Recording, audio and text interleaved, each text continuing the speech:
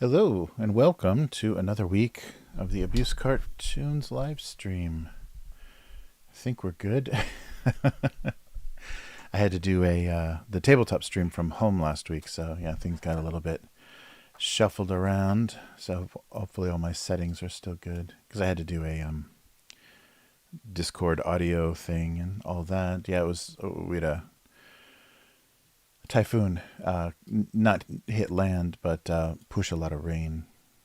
So the train lines and everything got closed on Friday, so I had to stay home. Mostly just the schools closed early. So how's everyone doing? Oh, hey, dude, how's it going? Good to see ya. Yeah, so it continues to rain. That's all we got for June. And it's weird because the temperature goes up and down like really extremely before and after rain. So it's hard to predict. But yeah, just a few weeks of this, and then the summer is officially here. Yeah, people keep talking about how summer was never as hot as it is now because the humidity makes it feel so much worse. But yeah, I don't remember any killer hot days as a kid, but I don't remember any. I don't remember things very accurately anyhow, so it's hard to know. But if it comes with the super old population here, it becomes kind of a health risk to have very high humidity of people heat stroking out because a lot of people aren't used to doing things to protect themselves from the heat because they don't think it gets that hot. So a lot of outdoor events have no shade and things here, so it can get pretty brutal.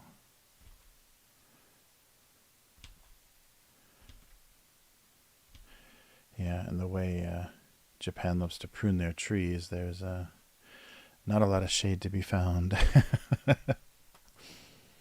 Hey K5, how's it going?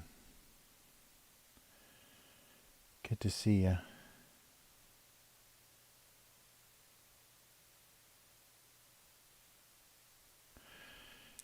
Nice.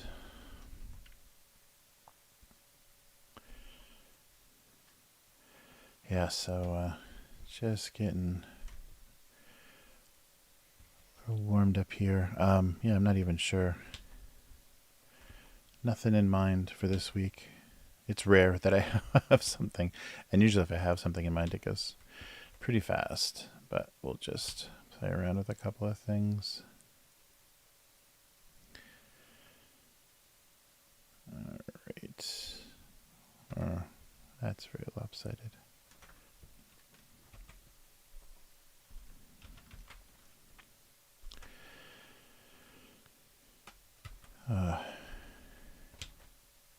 Oh, there was a free trial to Paramount Plus since I have my VPN going. I was trying some of the streaming services that I hadn't tried in America before, and tried Paramount Plus. Wow, that's a weird service. Like their exclusive stuff is so bizarre. It's like a ton of reality shows, and then new Star Trek, which is all terrible, and then the new Beavis and Butthead, the movie, and then I guess they did kind of new episodes, like another season. What a strange combination. They don't have. I don't think any of that is going to get somebody to subscribe. Just based on that merit. Yeah, that's pretty funny.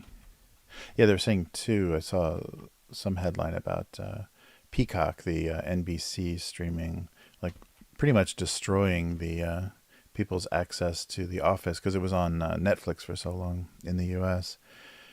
And it was, there's a ton of memes and everyone's clipping it and using it for, like YouTube reaction stuff. But ever since they put it behind their Peacock paywall, like the views are just down to nothing. Like nobody watches it now, so people are just going to forget about it.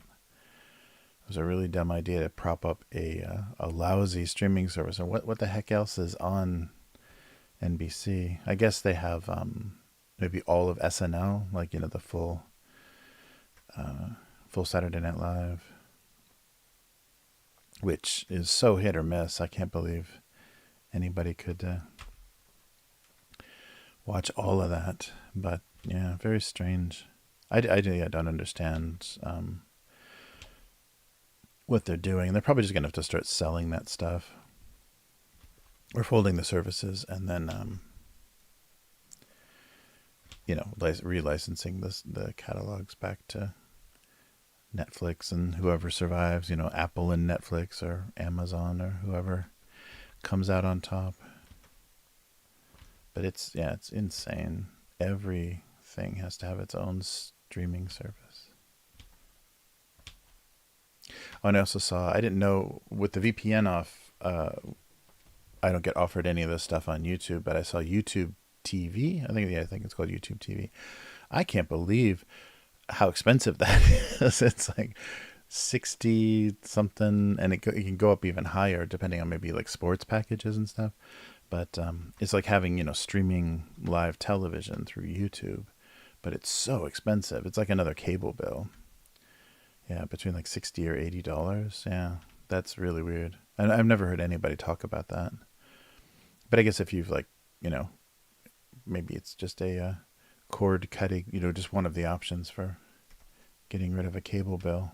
But you still have to pay, an internet subscription, and then you have to pay that on top of it. So, yeah, it's crazy. Yeah, things are so different now. I have to start all over again figuring out how I would, what I would do if I was back in the U.S. Let's fix the proportions on that a little bit. Yeah, and I guess it would just depend on, like your workplace and stuff, like what people are talking about.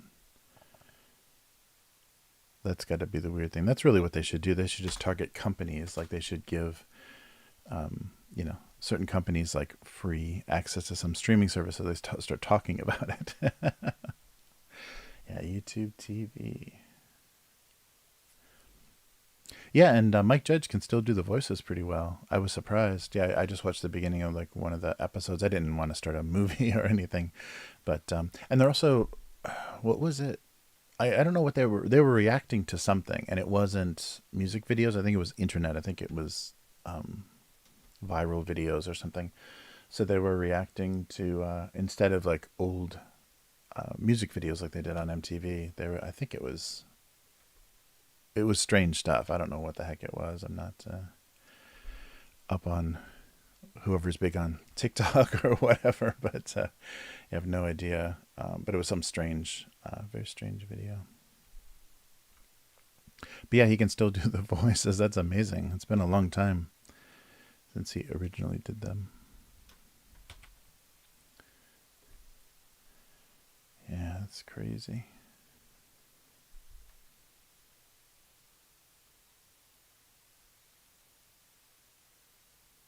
Yeah. Yeah, that's that flipping channels thing. That's going to be a lost, that's going to be very lost. And I think, because when I watch like younger people looking at reels on YouTube, or what's it called? Shorts on YouTube or reels on Instagram or TikTok, they want that like hyper stimulation that you used to get from flipping the TV channels. And once satellite came in, and once it became digital cable and satellite, the channels didn't load immediately. So it was kind of, you had to wait a second for the, digital signal to kind of solidify whatever it was doing. It was like, it took a while for the picture to get in. So there was lag between channel flipping. But back when it was analog cable and you had like, 50, 100 channels, you could just go boom, boom, boom, boom through cable channels and local TV and all kinds of nonsense. So you got that weird barrage of stimulation of like weird stuff, and some stuff would make you stop and watch. And also there would be like, as soon as something would go to a commercial, you were very tempted to flip and see what else was on. And that's gone. Because not even if it's digital, and I guess all TV is digital now, so there is always that little bit of lag. You can't get that immediate flip anymore. But that's the stimulation people seem to want from those short videos on things like TikTok, is just a little crazy, bright, flashy thing, and you just flip, flip, flip, flip. Yeah, it's really weird. The whole thing is just bizarre, but obviously that's the kind of like electronic whatever, stimulation we want. That's the kind of visual stimulation we want, because people are finding a way to do that with new technology. And I think that's what becomes popular, because it is just like this weird hyper stimulation, and there's no other way to do that now. They ruined it on your television. Yeah, and I wonder if they realize that that's what they're kind of, trying to replace. I don't know. It's crazy. It's good, but too good. Yeah, there you go, dude. Yeah. Yeah, very strange. Um, we just kind of keep going back to these weird default experiences. I'm always drawing cut up boxes. Let's see. But yeah, so that was odd to try to see what else is out there. Oh, and the free stuff on the premium YouTube has its own kind of like Amazon Prime. It has movies, that you can buy and rent. I don't know why you'd ever buy a movie on YouTube. But you also it also has a free catalog, and there's some really weird stuff in there too. I was surprised the selection. I don't know who they partnered with or what they have access to, but it's really oddball stuff. Oh yeah, I shouldn't do that extra line. Yeah, I gotta quit putting so many lines on these objects. There's no place for eyes. Yeah, so it's kind of the very beginning when they were trying to figure out, and I think maybe the free, like Tubi and stuff like that, those free ad-based services that have really weird stuff. It's kind of that saying they're just looking for just anything to throw up there. So it depends on the rights of stuff. Yeah, because I remember the earliest days of trying to stream video on the internet. Like everybody had Night of the Living Dead, because they fucked up the title card, so they kind of blew the copyright for Night of the Living Dead, and it was basically they put it in the public domain just because they cropped the title card wrong. When they changed the name, I think it was like Night of the Ghouls or something. It had a funny original name, and then they changed it to Night of the Living Dead. And when they did it, they didn't duplicate, or they cropped out the copyright. And so that's why you saw it for a long time on VHS and stuff, like multiple copies, because it was public domain. Do the carving for it. No one's going to recognize what that's supposed to be. And so that was a big staple on early streaming. I don't even remember the name of those services, but I worked for a company that was trying to do that. And the rights, Hollywood was just so weird and shy about licensing stuff. And that was, Netflix had already started to try to do that. They were just that mail-in, DVD service, but they tried to do that. And the prices that they wanted were just insane, because they were so afraid of what would happen when something was digital on the internet. They just thought it would be stolen, or you're basically just giving it away. So it took a lot of convincing, and the company I was at had some interesting salesmen, and so the sales department. But yeah, I forget what the name of it was. Like something odd, like Video Now or something. It had a really weird name. But they didn't get very far. It was very early days, and it was too expensive. Oh, maybe one of those weird Chinese.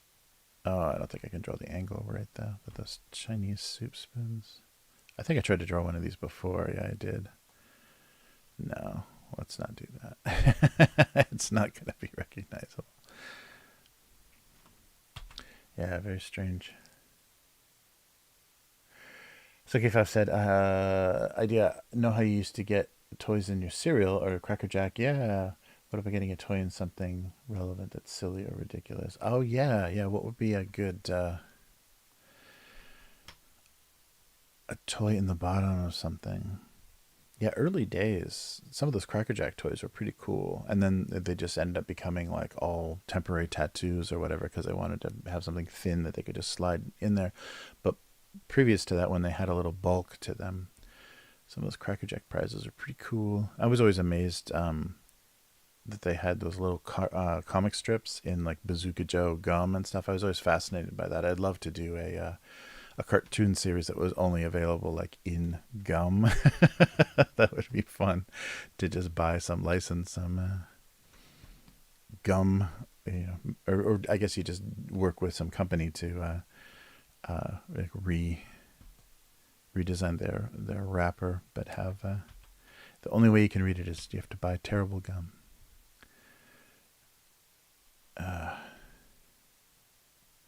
But yeah, what would be a good thing to? I like that idea, K5. That's good.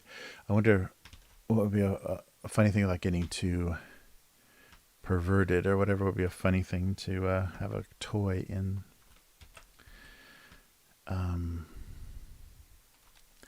It'd be something life-saving or something. Insulin. Yeah, breakfast cereal. Now with free insulin.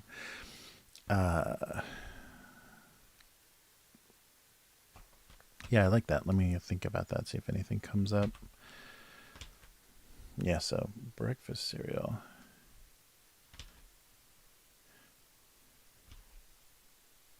It was weird. There was like a kind of a good time, maybe 90s. There was a good time when the technology, or at least the money they spent on stuff inside breakfast cereals was a little bit more expensive for a while, but then it got weird, and the toys became kind of unrecognizable. Like you had to have like a whole set, or you had to have some weird context for what it was, because if you just got the toy out of the cereal, it was like, what is this supposed to be?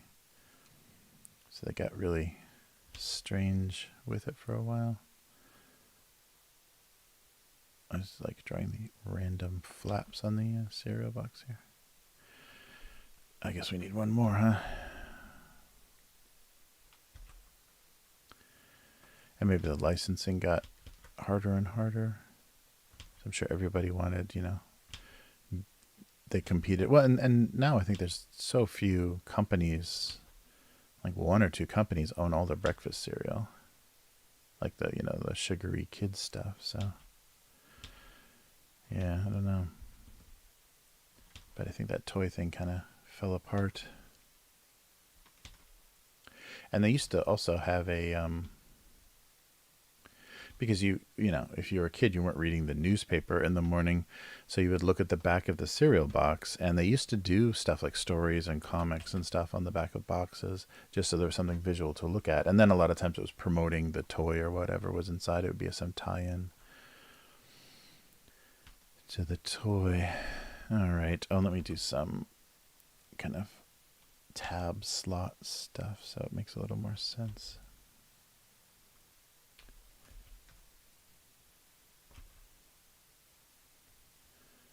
There we go. Something like that.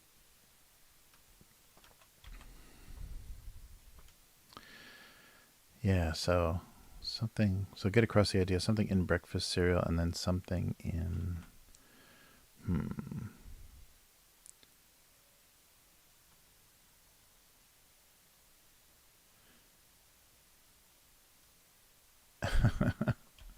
Something. Yeah, what's a good, what would be a strange thing to have a toy or a giveaway in? Some kind of bug killer or something?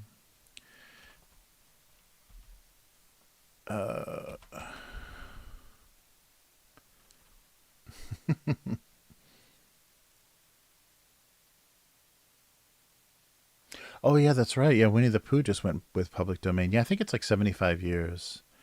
Unless you're Disney and you can, like manipulate things. I think Mickey Mouse will never fall out of copyright, even though I think he's over 75 years.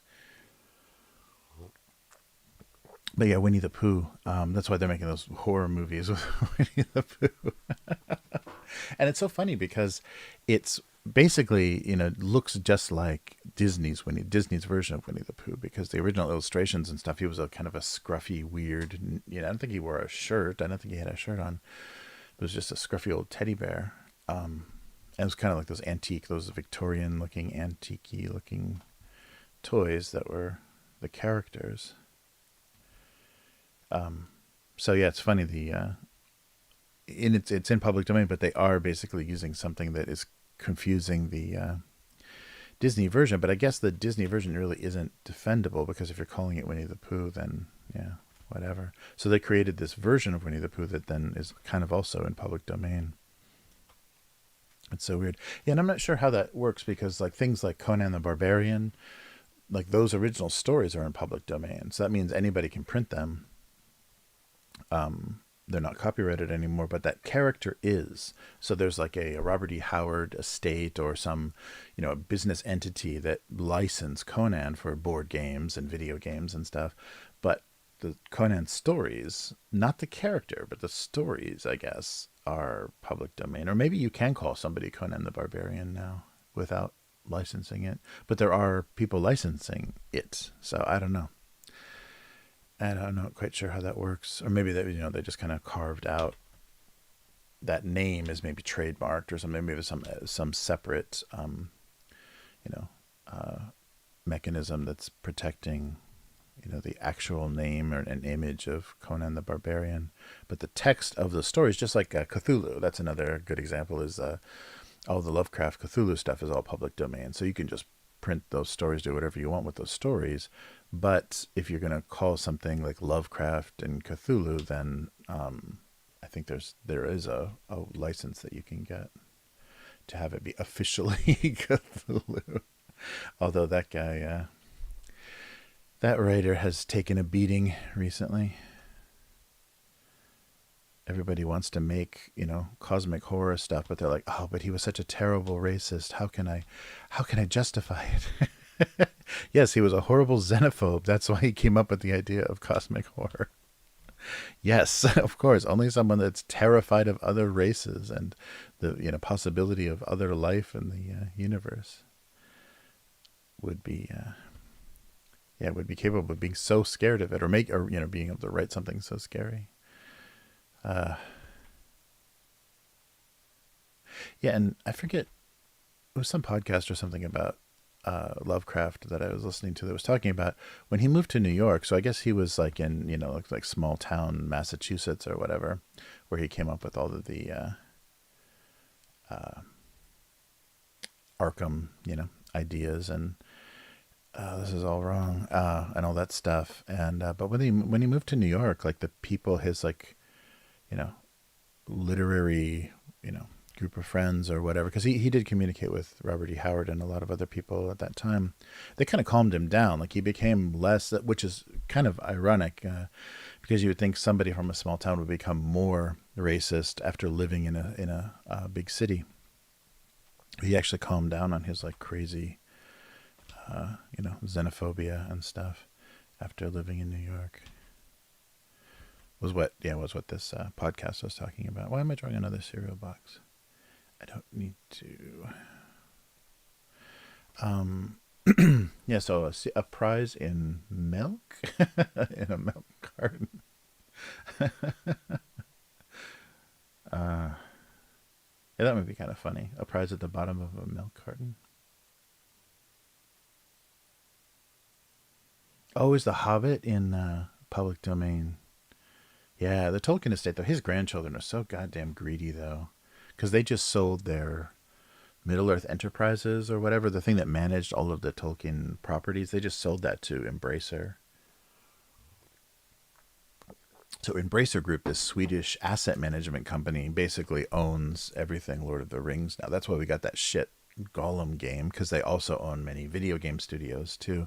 So they own Dark Horse Comics, a ton of like IDOS, and a bunch of like, game studios that were like cast off from bigger company acquisitions. They own a bunch of video game studios.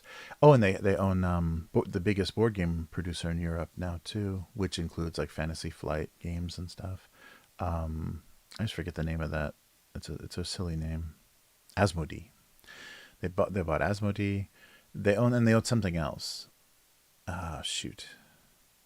That kind of ties like all the media together. I don't think they have like a movie studio or anything, but they're working on it. But yeah, we're gonna get some really garbage because they can just, without any approval from the licensee, like someone trying to control how stuff is represented. So you won't have a licensor saying, no, that's not how this character looks, or that's not how this character would talk, or we don't want this, this violence or this whatever. Instead of somebody controlling that image and having some say over it, now this asset management company just has control of these things, and they're just going to force them to work together and to knock down any barriers to collaboration. So there's going to be less oversight, and yeah, I can't imagine it's going to be good. Yeah, have you guys watched any playthroughs or whatever of that Gollum game? That is the worst thing ever, and we're just going to get tons of that. We're probably going to get a movie like that. There's going to be a Gollum movie like that, but it's just so far from the original. It's just like in name only kind of stuff. What else does milk? Oh, the yeah. No, but you couldn't. It has to be a carton. It has to be a paper carton because you couldn't get out of a plastic gallon. You couldn't get a. So it has to be a paper half gallon of milk. And then we'll put these guys in a puddle.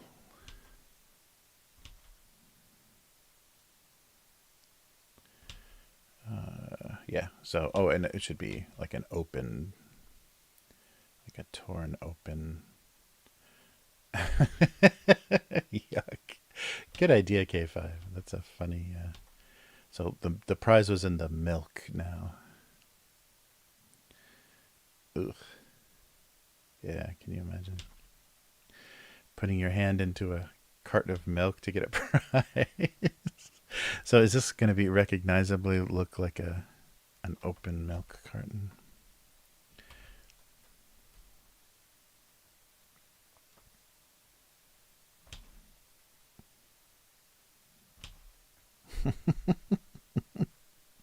Yeah, so when you like tear open the top of a milk carton, but the rest of it's intact. Is it too big? Too tall? I can't remember how big a half a gallon of milk is because I was only buying like plastic jugs before I left the U.S. I don't think I ever bought like a paper carton of milk. Yeah, because there's liters here. It's paper. It's a cardboard carton, but it's liters of milk. Only there's no big milks here because nobody likes milk very much in Japan. I think it's only peer pressure, like parental enforcement, that makes people drink milk. Yeah, just dairy in general is just not popular here. So the bones of old Japanese women must be like glass. Mm. All right, so let's give this. Well, I guess it's pretty good. So that'll be the toy. Or should we have two toys, like they're comparing them, or yeah, and then the whole thing is let me see how this. I think just the one might work, and they're kind of grossed out by how this new system was working.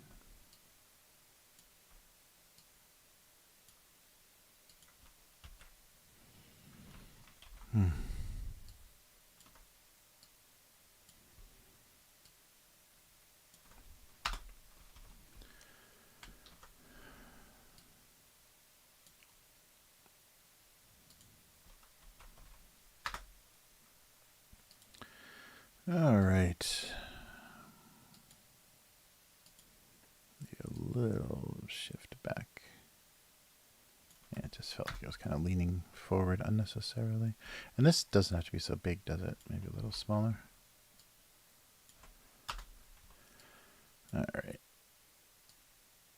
And then, of course, the disgustingness of it is that, yeah, that's just, they're in a big puddle of milk now.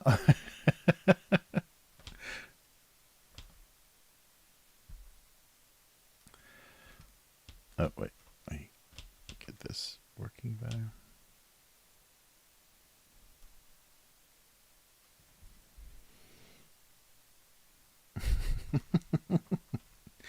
There we go.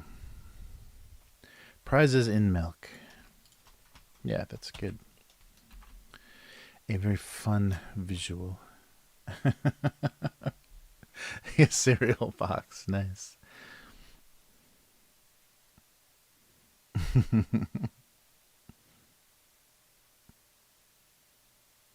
Oh yeah, that's right. Yeah, the that disease that Samuel L. Jackson had in the what was it? M. Night's movie.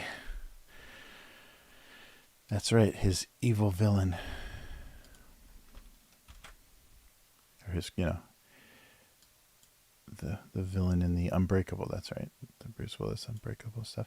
I can't believe Bruce Willis is just done, like he can't do movies anymore. Yeah, I when they first reported that he was having the memory trouble and stuff, some updates were coming from his wife's Instagram, so I followed her Instagram, and pictures of him occasionally pop up. He looks like a happy grandfather, so that's good. I mean, hopefully he's got tons of money. That's not going to Demi Moore, and is able to enjoy some kind of retirement. Can you believe maybe he doesn't even, eventually he won't even remember that he was John McClane. It's going to be so weird. Yeah, your life's work just kind of slips out of your memory. Yeah, it sucks though how exploitative it looked. His kind of the end of his career. So many people were taking advantage of his name and his recognition as an actor, and just putting him in anything, and putting like an earpiece in his ear and just feeding him lines and stuff. Yeah, that was really depressing. I mean, that just shows you how management and the people around talent, like singers or actors or whatever, don't give a fuck about the mental well-being or the kind of mental state or physical state of the people they're representing. They just want that percentage. They just want their 10%, their 15%, or whatever it is. And so people at the end of their careers, if they still have a name, get really exploited. And they're not even able to, do what they were doing anymore. So that means their legacy gets destroyed, because your last memories of them are, these very forgettable movies. So it makes them look greedy when it's actually, probably their agents and what is this? Supporting, the people representing them, the greedy ones that just keep pushing them out there. Although I think all of those guys, all the action heroes from the 80s, like Stallone and Schwarzenegger and Bruce Willis and some of the other guys, I call all of the Expendables kind of guys, they all have such huge alimony and child support payments that they needed to work into their 70s to just to make that nut. They probably had huge expenses. But yeah, Harrison Ford too. Yeah, he had, until Michael Jordan, or no, and I guess it's Jeff Bezos owns it now, even though he's not a celebrity. I think Jeff Bezos has one of the biggest divorce settlements, but Harrison Ford got really screwed. Yeah. Yeah, they talk about when Spielberg and Lucas were making Temple of Doom, they were both going through divorces. So that may explain some of the mood and the how dark that movie got. That's pretty funny. Mm. Yeah, but this Indiana Jones 5, looks like they're just leading this old man around. Just replacing his face or using his face and putting it on stuntman, and then just having him sit around in scenes. Looks really sad. But yeah, they keep doing it.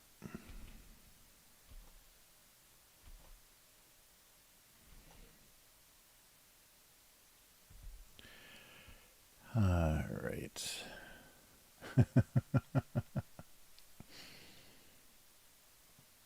Yeah, right. Yeah, that's gonna be funny. Yeah, Bruce Willis can watch his old movies. Say, "Wow, was that me? Wow, look how much hair I had." Uh, yeah, that's funny.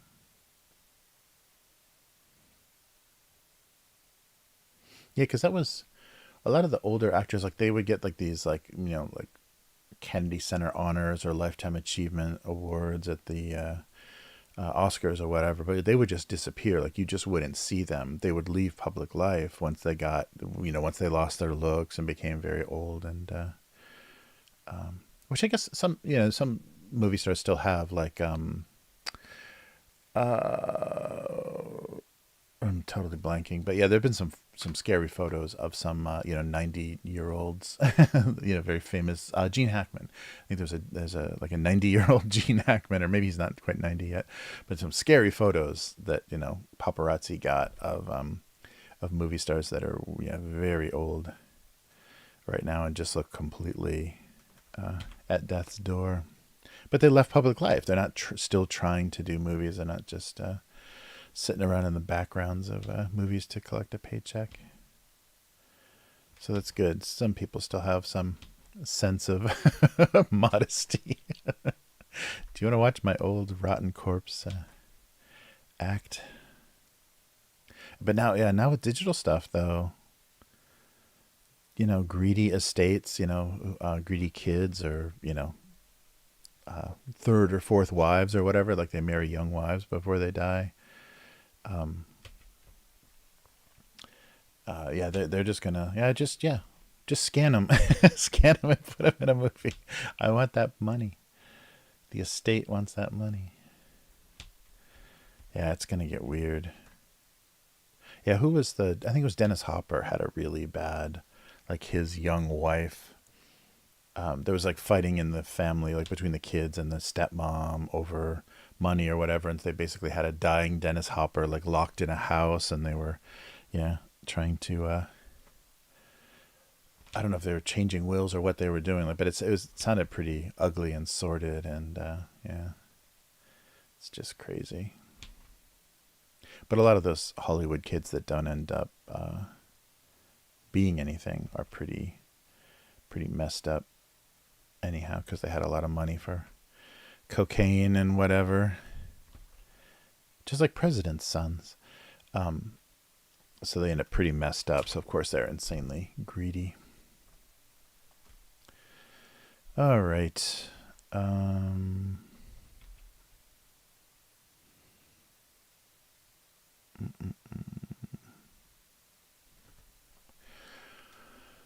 What else? Yeah, it's a very strange thing. It's just gonna get stranger.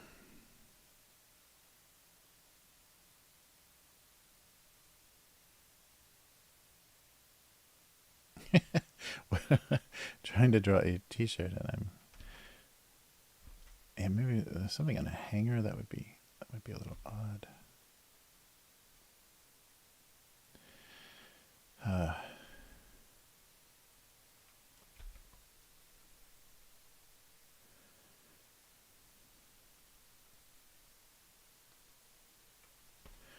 yeah, it probably hasn't quite happened yet, but I wonder when the retirement homes are going to go from 24-hour, Fox News on the television in the activities room to just, PlayStation 5 or whatever. I wonder when that switch is going to happen, because yeah, we're getting past that time. 'Cause it used to be people had expensive hobbies like yachts and building cars and doing things that cost a lot of money and were fairly intense. And now everybody has very cheap hobbies and like watching anime. So if they take that with them into their older age, like if they don't ever acquire the taste of adults, it's going to be really weird. I think it already is getting kind of weird. There's a lot of hobbies and stuff that the original fans or participants are aging out, and they want to attract a new generation, but still the people with money and the people that, whoa, how did I do that, that would support it are the older people, but they want it the old way, the original way. So it's very hard for some of these companies to update their games or whatever, because they still have these lingering old guys that never gave it up. At some point, yeah, I don't know. It's very funny because a lot of people talk about, and especially in America, the like kind of mainstream superhero comic books. You have to stop reading those at some point. The feeling. I got a lot of that from like friends and classmates and stuff growing up. That at some point it's like, yeah, I can't even read this like weird adolescent power fantasy stuff anymore.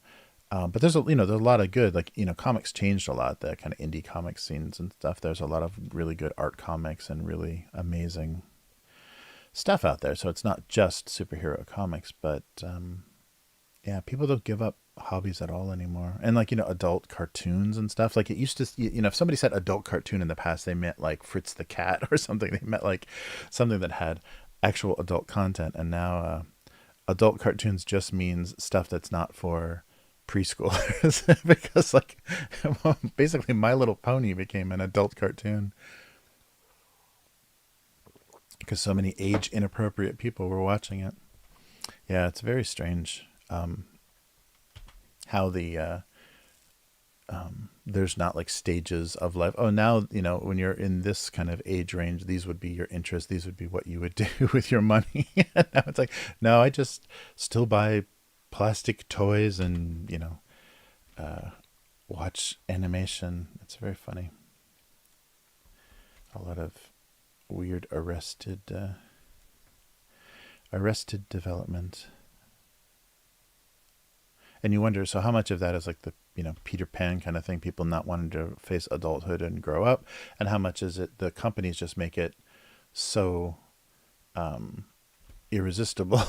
It's like the nostalgia, like just being weirdly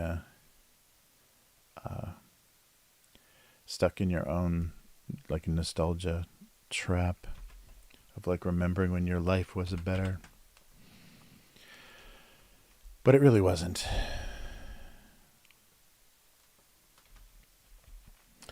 Yeah, I don't know. But things are going to get weird. Senior living is going to get crazy. Hey, they don't have a fedora emoji. Get out of here. Yeah, I'll make you one, definitely. Yeah, I gotta get partnered on this channel so I can do emojis for you guys and badges and stuff. That would be fun.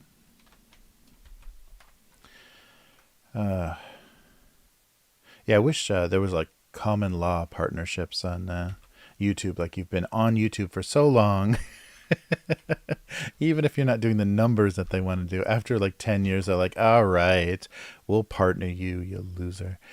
And at least give you access to that, more community stuff. It is weird that they kind of gate their community interaction stuff behind, advertising partnership. It tells you what a shit platform this is. All right. I don't know about the weird t-shirt.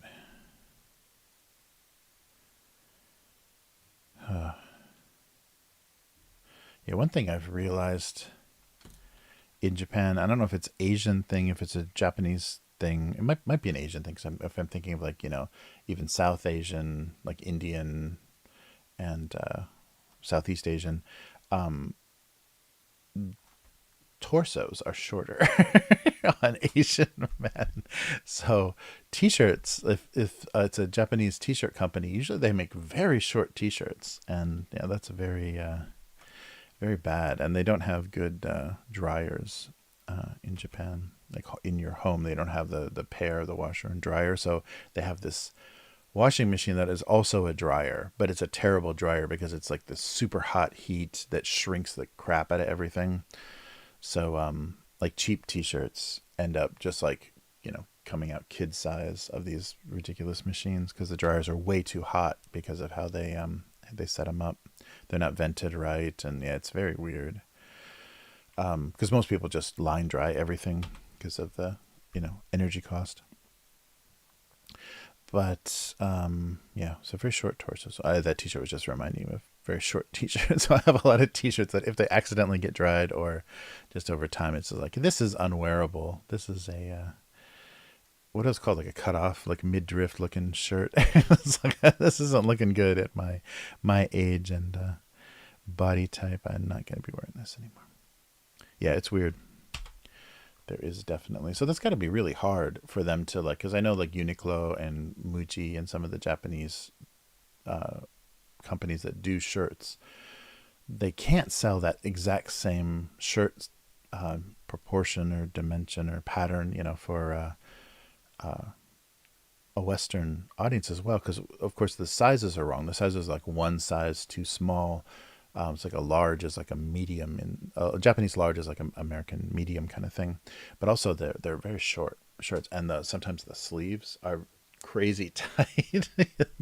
The dress shirts here, even it's I can get like my collar size and everything, but the sleeves are so thin you can just like tear the seams. You can just like Lou Ferrigno out of your dress shirts in Japanese suit shops.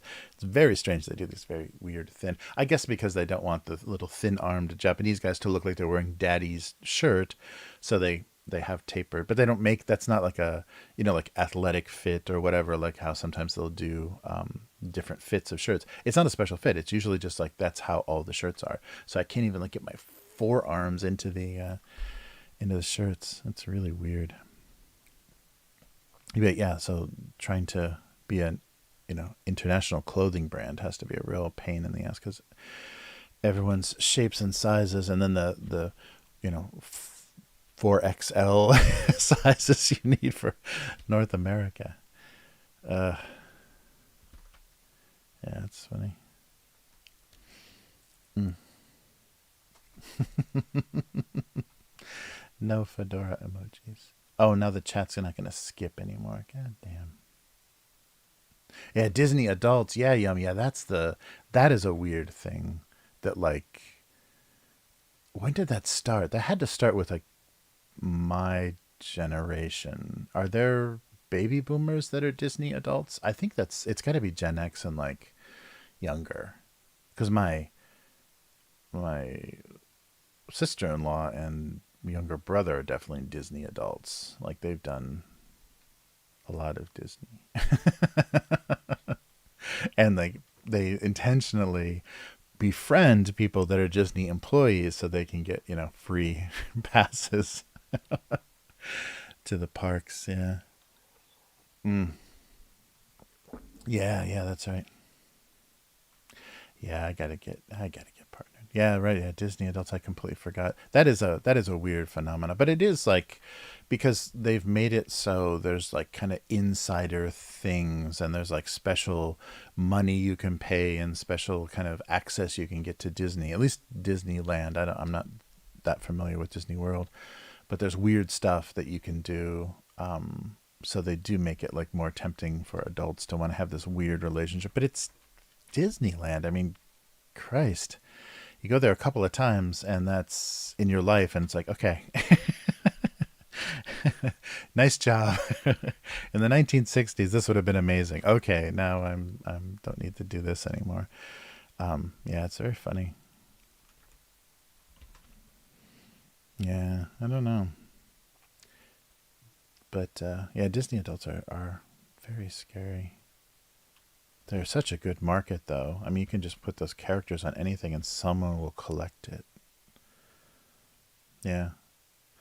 And it's almost, if I wonder if that was kind of Disney's plan, if they wanted to kind of, merge the, because it seems like that would be possible to have a bunch of like weird 60-year-old like Star Wars fans, like visiting Star Wars hotels and parks and stuff. I wonder if they were trying to create like Disney adult kind of Star Wars fans, and it just didn't work out because the fans are too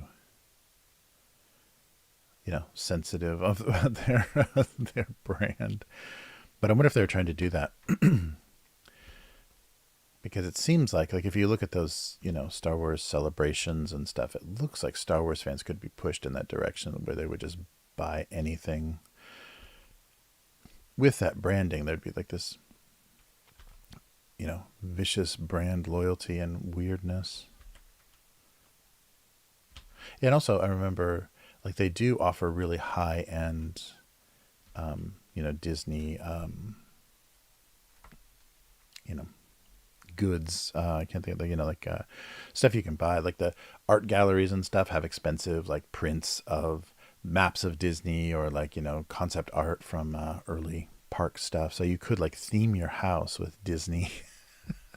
Pretty expensive, like Disney art prints and stuff. Yeah, it's weird. But like that, there's a new kind of collectible card game that Disney is doing called Lorcana, which everyone's talking about. It's gonna like be like Magic the Gathering big, because so many people are just gonna want to collect the characters, like their favorite character. But yeah, with all these live action remakes and stuff, how is it still a thing that you have any trust in that brand or that company? It's very weird. But yeah, I wonder when that. I'm sure somebody. I'm sure there's an awesome video essay on YouTube about Disney adults. Sorry, it's not forwarding.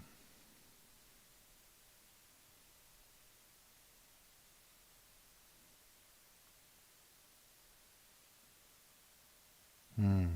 Interesting. Crop top. Thank you, Yum. Jeez. Crop top fetish. Yeah, I think Asia does have a weird crop top fetish because yeah, their t-shirts shrink into crop tops. So funny. Yeah, that was such. You still see in a lot of like '80s movies and stuff, or sometimes when they're trying to simulate '80s movies. Yeah, guys in sleeveless crop top shirts, skinny little '70s kids with feathered hair with crop top shirts. Yeah. Yeah, it's still such a thing though, especially like Asian, like young fashion, like showing your hard tummy is uh still pretty popular in Asia. I see like a lot of it's mostly like tourist girls, because Japanese girls mostly are more modest. They don't show so much skin, but there's a lot of like Korean and miscellaneous Asian girls showing off a lot of bare midriff.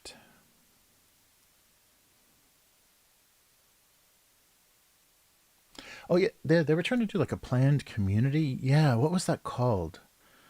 Yeah, they were literally trying to do like a planned kind of gated Disney community. What was it? That was weird.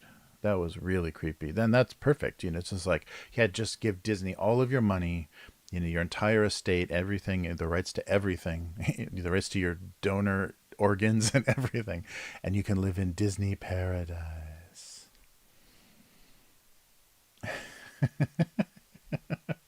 Back salad, front blunt. Hello. Some empty friend. Hey, how's it going? Meanwhile, Disney's become the here in the progressive fight for more on.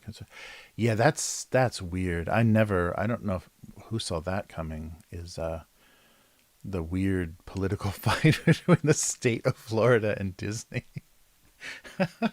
that's so that's really weird. Yeah, yeah. Florida is a very unique state. Uh, yeah, that's really funny.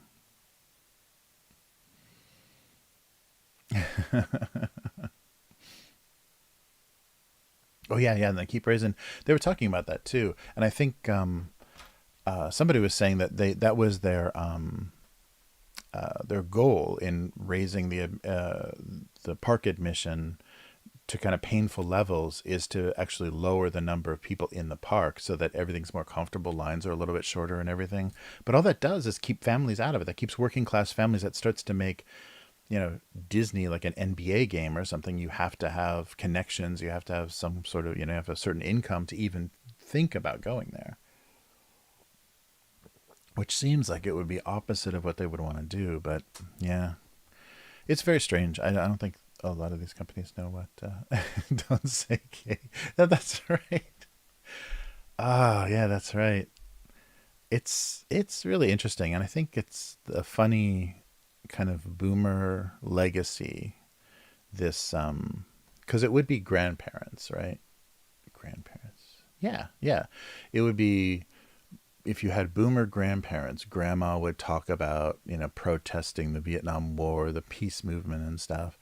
And so you have a lot of these, like, 30, like, 20s, 30s people in corporate jobs now that are, that want to exercise, you know, political views, or somehow, insert some kind of political accomplishment in their shitty, limited, job, their shitty corporate career. So you're getting a lot of like very weird stuff. But I think that's a boomer legacy thing, because they failed completely. Like the peace movement and everything was such a failure and was so co-opted. And then, you had the Manson murders, the Manson family murders, and it was over. Like everyone's afraid of hippies from that point on. And the evil hippie became the only thing. Yeah, I was reading. There's that book, Chaos, that was that guy like spent forever writing about Manson being a FBI asset, and that's why he never like he's killed people and involved in a lot of stuff, but never did. Always got off after a certain point. Like once he became an asset, I think young he was in prison for a while, but once he became an asset, he got away with like crazy stuff. And then after that was never directly. He was just like an instigator. He was never directly tied to anything. So yeah, and so the book talks about yeah, the kind of the mind control and kind of brainwashing programs, and even talks a little bit about JFK, I think, the JFK assassination, but talks about Manson as an asset, and he was uncovering stuff that was like making these connections with what is that, Wormwood, the I don't, this is all wacky conspiracy stuff. This will keep me from getting partnered 100%. But the what's that called? It's like that soup.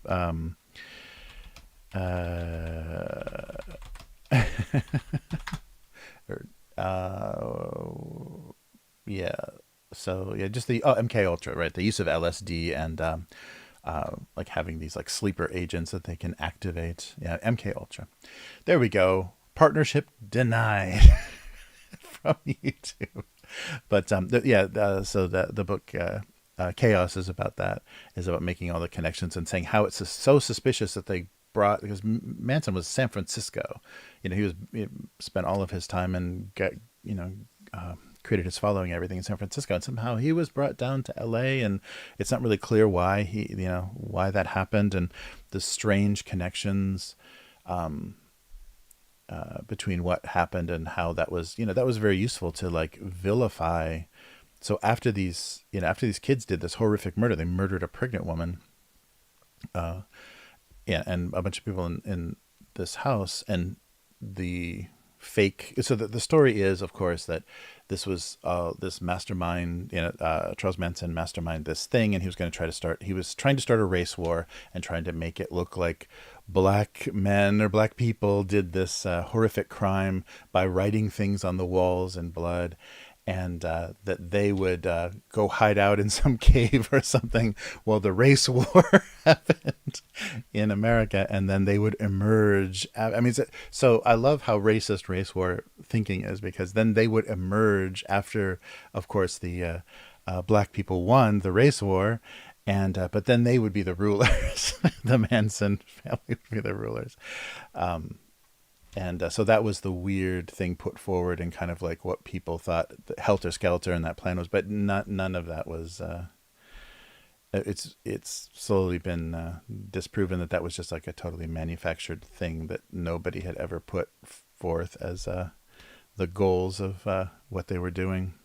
It was something like manufactured, I think, during the court trial. But that book is, yeah, book is interesting. Although it's like uh the big, there's no big moments that happen in it. This guy was like writing this for like 20 years or whatever, and outlived, some of the attorneys and stuff that were involved in the original case, and had access to interesting stuff, and got connections to politicians that he was going to actually be able to question. But then in the book itself, he even like chickens out and says, "Oh, I didn't want to meet with him because I didn't want to show him what I knew, because I think he was going to then do this, and and it'll destroy all of my all the research and everything I did, because it'll make me look this way or what." It got really like weird and paranoid towards the end, and so it had no big event. I think the climax of the book is he got to talk to Manson in prison. He did a prison interview with Charles Manson before he died, and yeah, it was just nothing. It was the whole, all of this culmination of everything ended up making an interesting book with a really weak ending. I don't know. I was really frustrated that it didn't really go anywhere. But that's what 20 years of research gives you.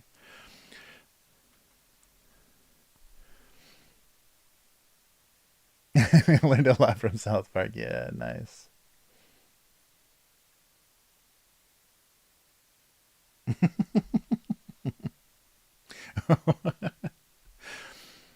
Higher conscience psychedelic magic stuff is real though. Oh yeah, no, definitely. I think I think LSD, because even in like the 50s and stuff, LSD was used as like therapists were using like, I think like Cary Grant like famously did LSD therapy. Like I think there was definitely something there, and like consciousness raising, and no, I think there was a lot of valuable stuff, but I think it did get co-op, well, just like everything, get co-opted by the government. And yeah, because supposedly, I think that was in the Chaos book. Supposedly, so Jack Ruby shot Kennedy's supposed assassin, and then in prison he had a freak out. Like when he was, or not in prison, in jail, he had a freak out, and they think it was because he was dosed. He was dosed on LSD, and or what or something, and had a total like freak out. And he wasn't known. I think he was like a an alcoholic and like a strip club owner, but not known to mess with anything like that. And I forget. Yeah, I'm getting all the details wrong, but yeah, there's some really funny, just some really odd stuff. But no, I agree. There's some. It's a shame that, and I think it's all because of how it was used to kind of manipulate, kind of the American. Yeah, American media, like, did a lot to manipulate the public about their thinking, and they just totally. So they took a peace movement and shifted it into a bunch of scary murderers. It's crazy, just to kind of protect whatever they thought they were going to get done in Vietnam or whatever. And how close are we to that stuff still? If you look at how things are manipulated. When like the and when the U.S. was in Afghanistan, and then now the whatever kind of support we're giving to Ukraine, there's a lot of like weird, like they're still doing the same kind of stuff, and we're still falling for it. And where's the peace movement? Where the hell is the peace movement when you have all of this money going to prolong this war? It's insane. There's nobody. I think there's been like a few minor peace protests that have been co-opted by people waving Russian flags and stuff to try to delegitimize it. So there is no more peace movement. Everyone, including all the what's left of the the kind of hippie movement, are all warmongers now, or all at least supporting the U.S. war machine. That's insane. That is so insane. Okay, if this live stream hasn't been cut off by now? Yeah, it's crazy. No, I definitely think, because there's a lot of people are still talking about that, like microdosing with either mushrooms or acid, and I think there's like legitimate uses uh, to help kind of save yourself from the kind of the weird mental patterns and things we do to ourselves from stress, like modern life kind of stress. I think there's definitely legitimate therapies to that, but it's never going to be legitimately researched. It's all going to be because I just don't think it's you can't, not one company can make all the money off of it, so it's going to be kind of suppressed, and always this fringe thing that you just kind of have to investigate yourself, which is a shame. But yeah, for a while it was definitely a legitimate therapy. There's a good Mad Men has a good episode where the one of the partners at the ad agency and his like new young wife, they have an acid trip together as kind of this like group therapy session, and this like kind of couples encounter thing, and that's really cool how they resolve. They're just like, yeah, we shouldn't be together. Just kind of their relationship just ends on an acid trip.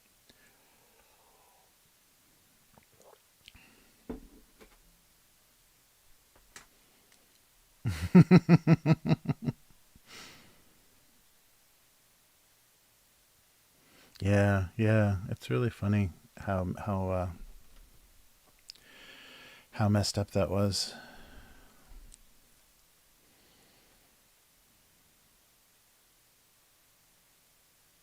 Oh, really? Oh, mushrooms. Oh, wow.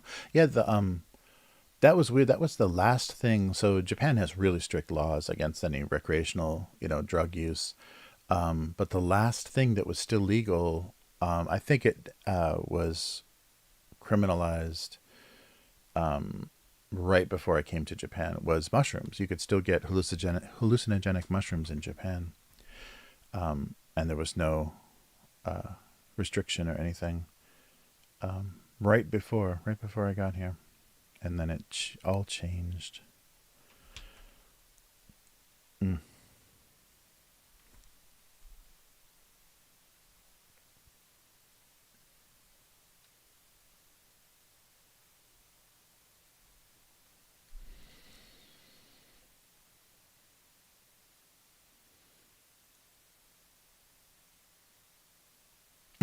Oh no. Oh, sorry, someone defend. Oh, cute for the game. Oh no, what game are you guys playing? What game are you guys queued for?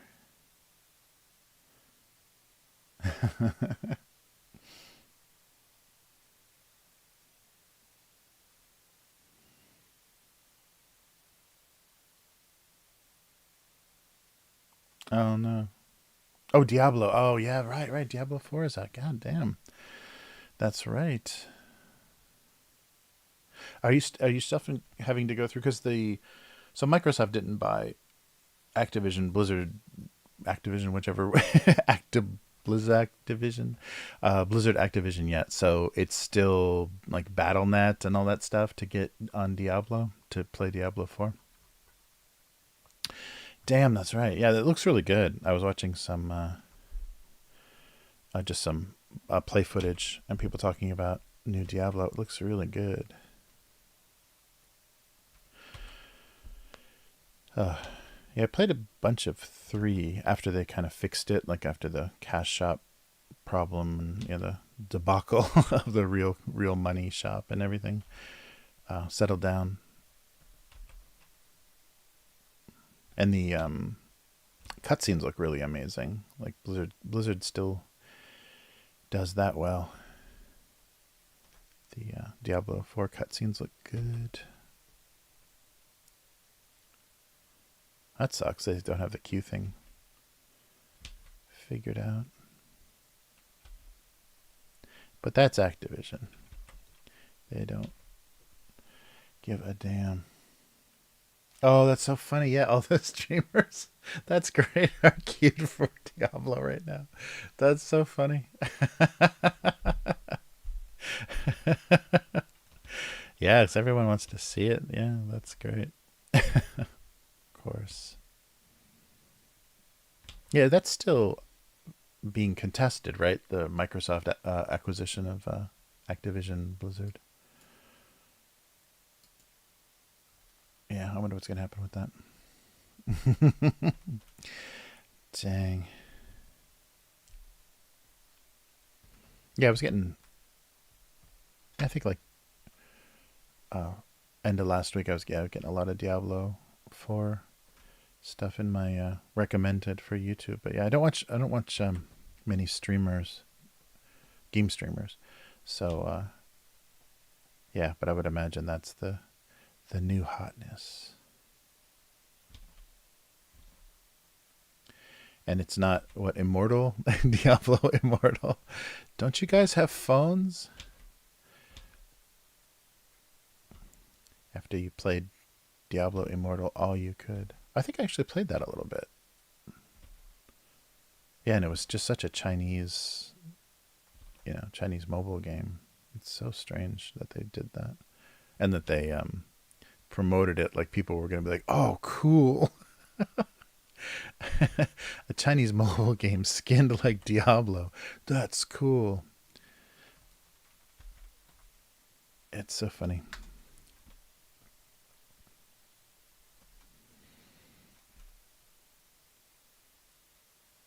Yeah, all right. What am I doing for this next one? Oh, wow.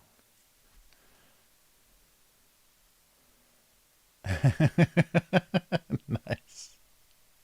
Yeah, that's like queues. Yeah, it's like World of Warcraft. When they were too popular, you would have to queue on certain, very full servers and stuff. Oof.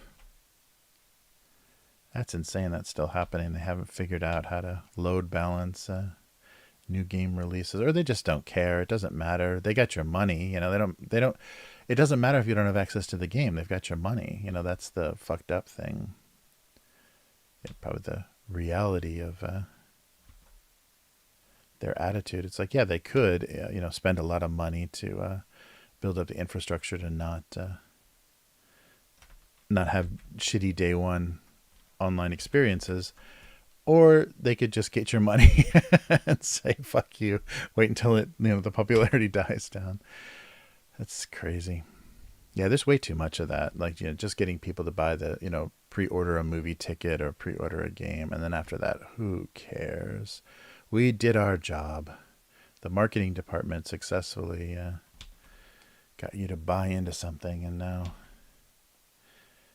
now that's the now you can have tech support and QA to talk to.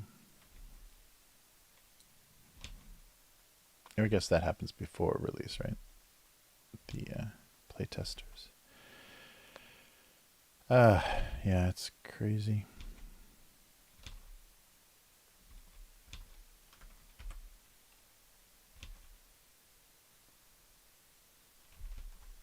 It's weird how video games are so dominated by marketing, and how marketing, dictates, release schedules and stuff, and just screws, the developers have their lives ruined just because marketing says we want to release it on December 12th because 12/12 is such a cool date to put in our marketing materials. So get it done. Yeah, that's really weird how that's dominating. But I'm sure, it's not like this is untested stuff. They've looked at the numbers and they're like, yeah, when we do this, this is when we make huge money, and it doesn't matter. Basically, it doesn't matter how good or incompetent the developers, how well they executed, how well how complete or how polished the game is. It doesn't matter. The marketing is going to carry these sales. That's just like with Cyberpunk 2077. They actually had to issue refunds. I don't think they ever thought they'd have to do that. Give you money back for broken experiences that a day one patch couldn't even come close to fixing.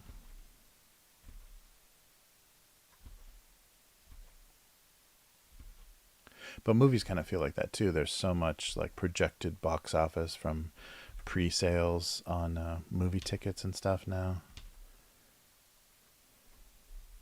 That's insane.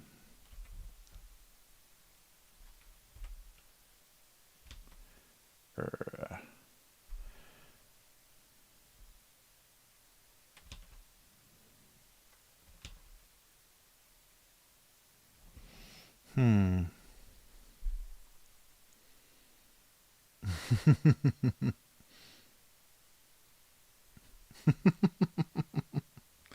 Mostly brain damage. Nice.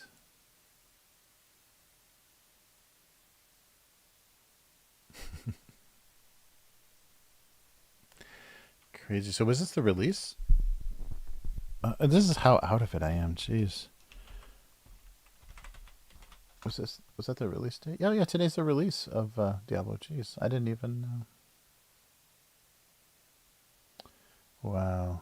And they're doing, yeah, so BattleNet. Yeah, they're still doing BattleNet on the PC. That sucks. That is such a piece of junk.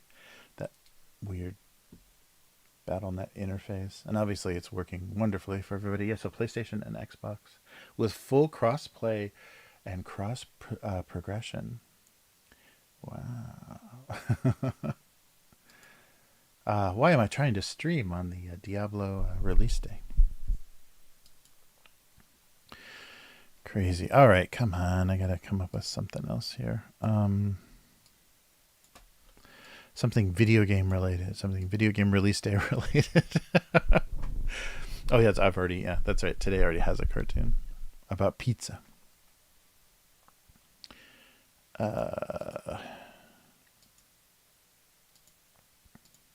Yeah, that pre-order thing is so strange. They've lived off of that for so long.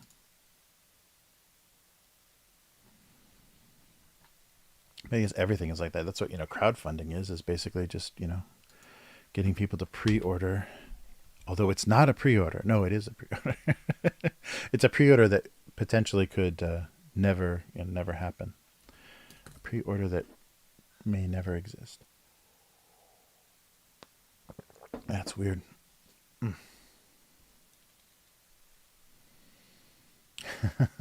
Diablo 4. Wow. Oh, that's cool.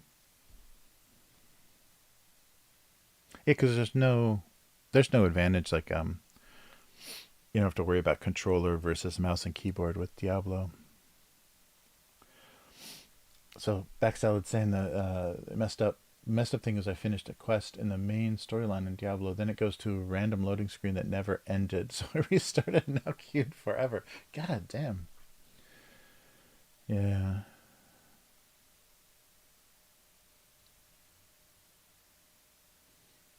Mm.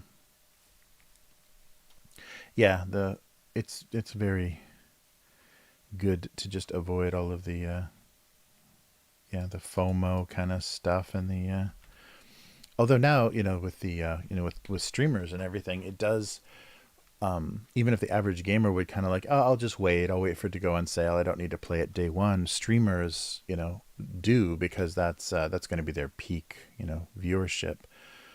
So they're still able to maintain this kind of hype for games, even though maybe the average person would be like, I don't really care. But yeah, if people are gonna be streaming it, people want to be doing it day one. And Diablo is such a huge property too, that that's gonna be inevitable. But yeah, I don't know. It's streaming has definitely kept that alive. But yeah, I don't like that. How quickly, so much day one hype and then things get forgotten pretty quickly. And so I guess for the companies that's good, because if it wasn't that good, at least they get the day one spike. And I guess it's the same thing with movies. They get that big spike on day one and then just goes away. People forget it and people stop playing it because it wasn't that good. So it just kind of drops off, and that's all. And that's what they want. What am I doing here? Did some glasses.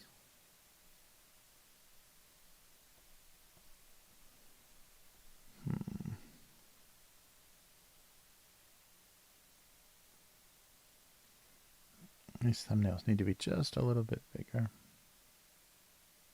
Are these guys? Yeah. But yeah, that's crazy.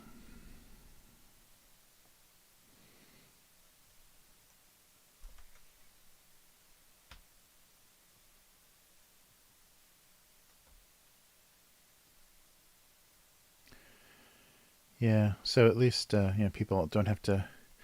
You don't have to queue up, at some store. You don't have to sleep overnight in some parking lot of a software store to get your game on release day anymore. But yeah, it's got to still be a lot of social um, social reasons. It's like all of your friends are going to be on.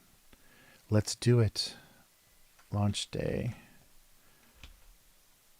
Yeah.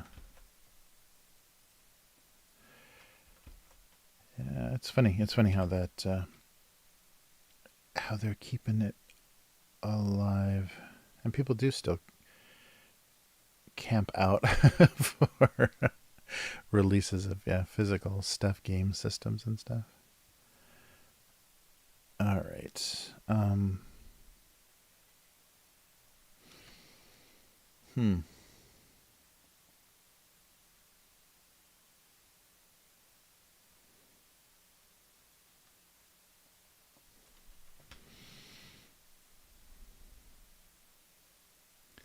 Just some overlapping glasses.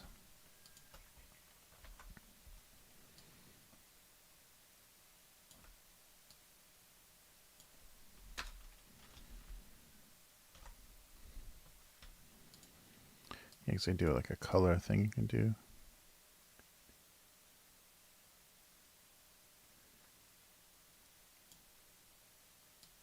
A little bit lower. Yeah, like there.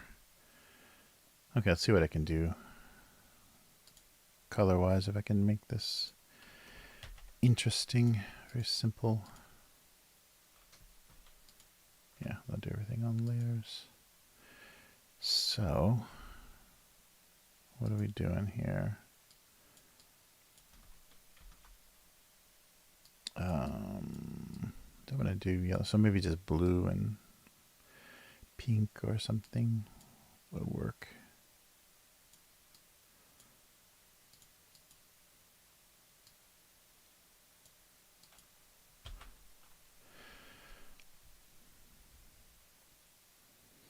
So, yeah, we'll make him blue. I think that'll work.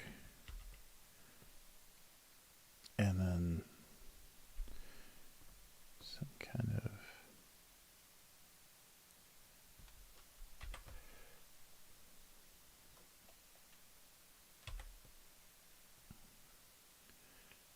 and then a kind of purple.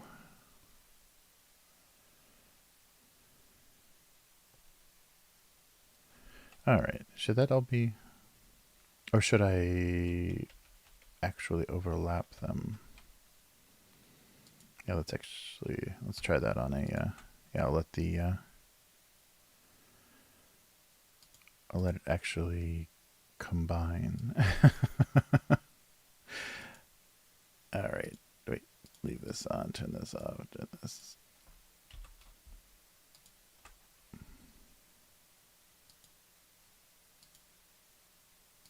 What's going on here? There we go. Oh, wait. And then do this. Oh, no, no, no. Yeah, I guess that does do it. Already. Oh, that's not very, I don't know if that's visually all that interesting.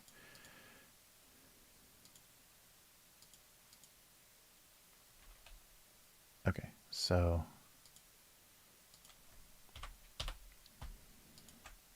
and then fill this, then turn this off, and then blend this somehow. Let's see a good overlap. So multiply makes it to, yeah, I might have to just fake it because the overlay. doesn't like white. Yeah, I'll just have to fake it. Okay, just checking. All right. So let's see if I can make this look more interesting. And actually, the do some light passing through might be cool too. So if I put a shadow here and then have light pass through, that might be kind of interesting. Oop. Hello. Oh no. My keyboard shortcuts aren't working. Great.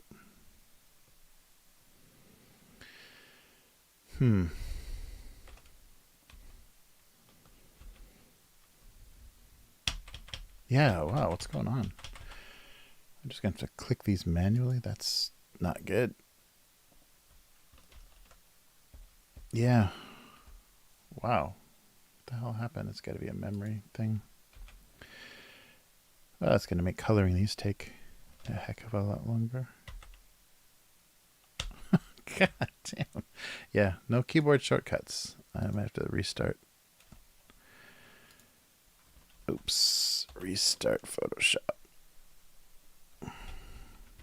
But not now.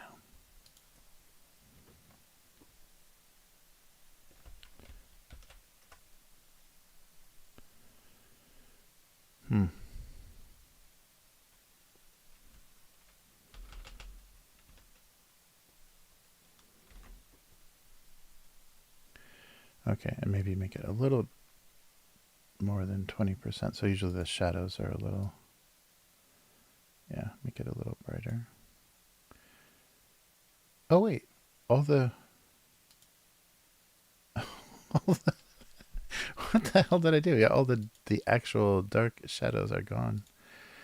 Okay, something very strange happened. Let's try it again.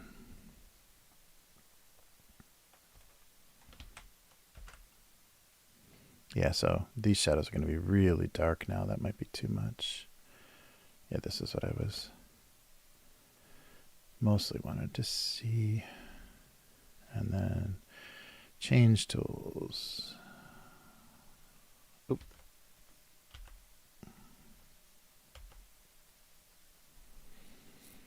And then have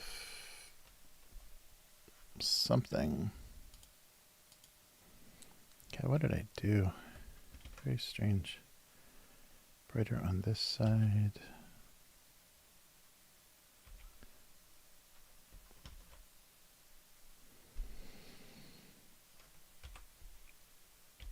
And then this really sucks. I don't know what the hell happened. But Photoshop is done dealing with me.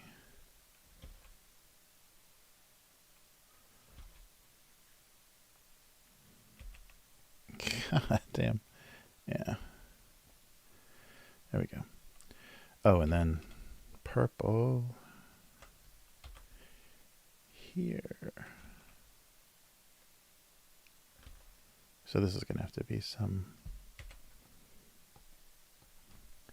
blend.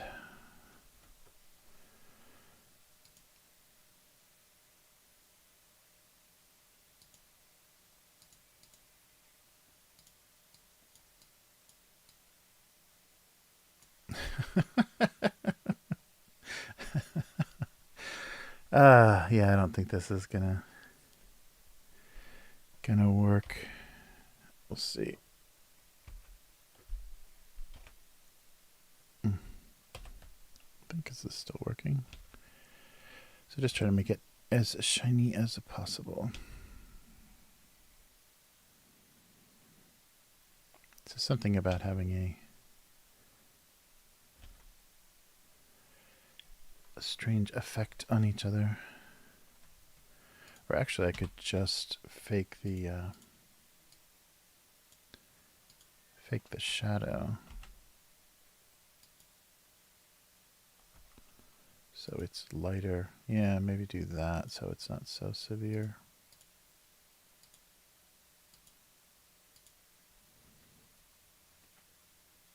Yeah, something like that. A little bit darker.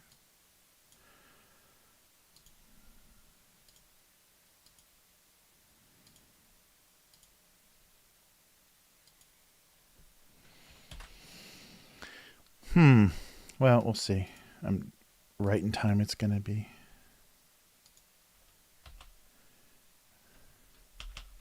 Questionable.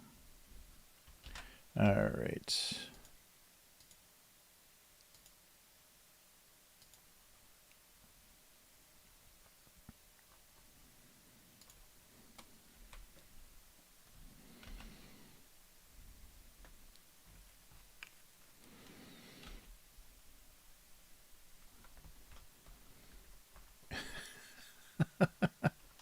Actually, yeah, there should be a really bright light source to kind of make that work a little bit better.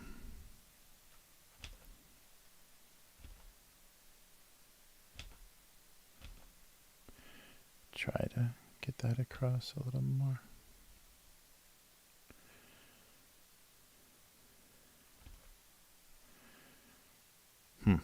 All right.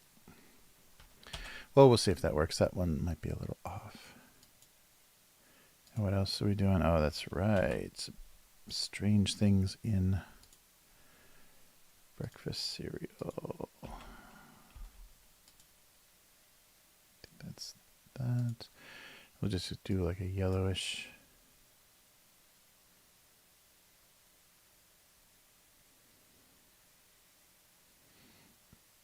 Yeah, right. Actually release some. Uh-oh. Queue time's 20 minutes. Jeez. Yeah, sorry, the chat isn't. It's just stopped forwarding. It stopped, updating. Nice. Everyone's fallen asleep waiting on the queue. Waiting on queue for Diablo. And you wake up hours later and you're still queuing.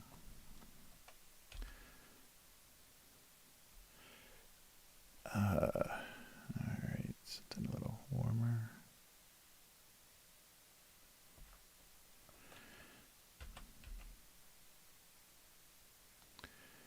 And I guess milk cartons are pretty much the same. Let's do red or blue, maybe blue.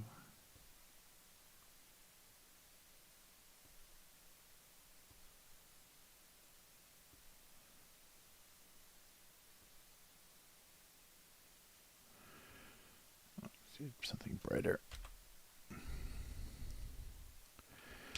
Oops. Just do this typical kind of check line thing. And then here, and I think, oh, that would actually, okay. This would all be blue. This would be blue. I think that will look good. Yeah, that'll make sense. Then you can kind of tell that it's open. Oh, and the milk needs to be filled in.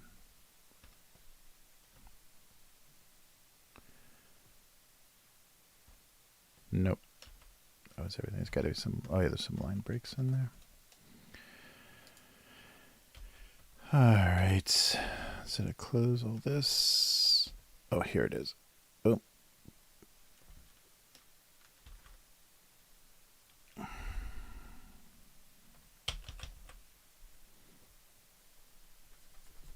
What's going on?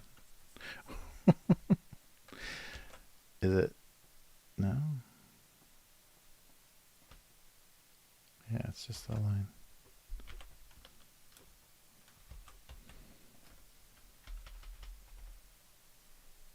Why won't it let me draw on that layer?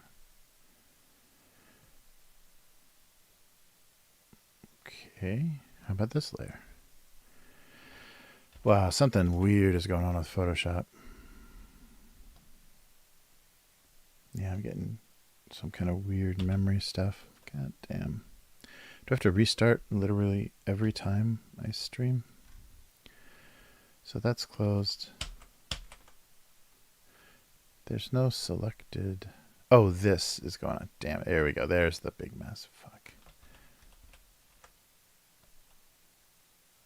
Okay, so just delete this.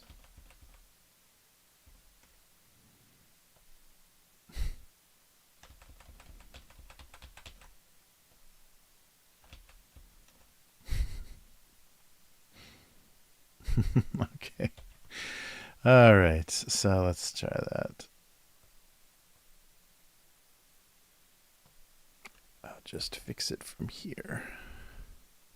Yeah, I had one layer completely filled in with white. There we go. Try it again. Jeez. It doesn't need to be this hard. There we go. Okay.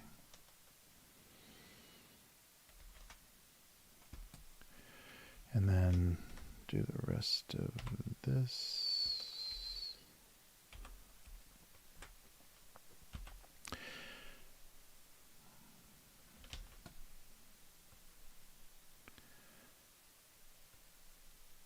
Oh yeah, all of this is inside is gray.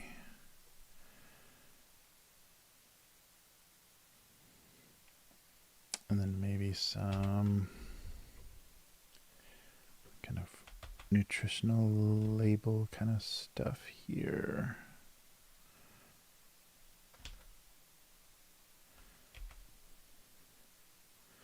And this is often white too.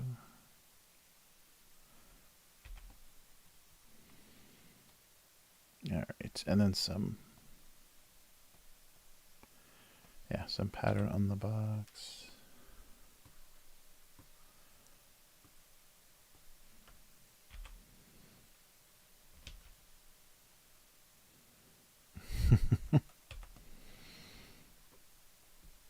And green.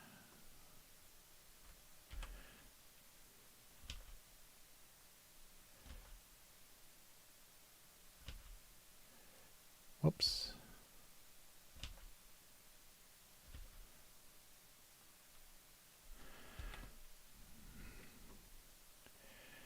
And some kind of blue.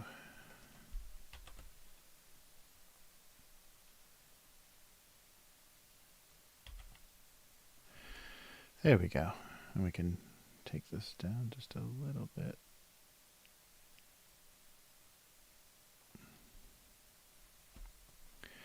And what is in this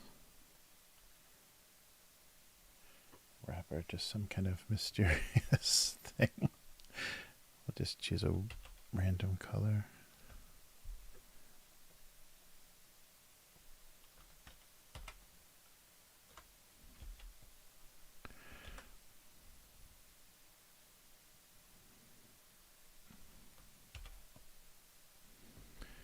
Oh, I wanted that on its own layer. Jeez. All right, let's try this. And then just fade it out a little. There we go.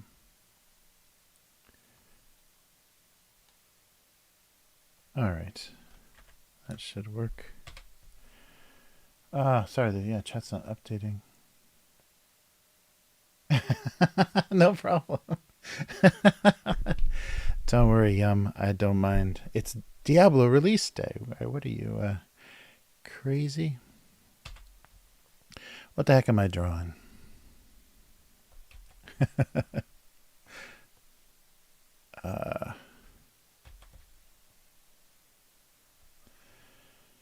Okay, so this, definitely this. Yeah, just doing the boring coloring part where I just kind of complain about my color choices. Not the most exciting part of the stream. Yeah, maybe like that. And a little bit here.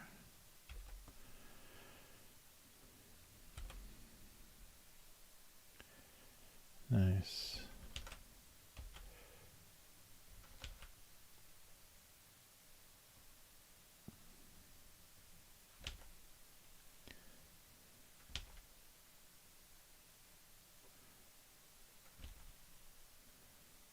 Oops.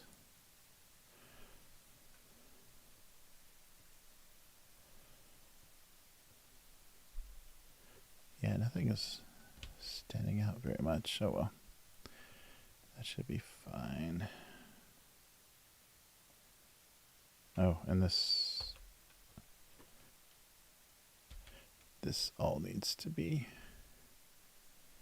shadowed.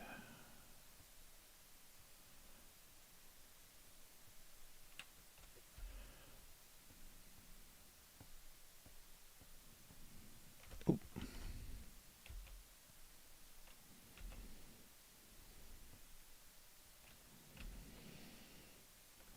Yeah, that should work.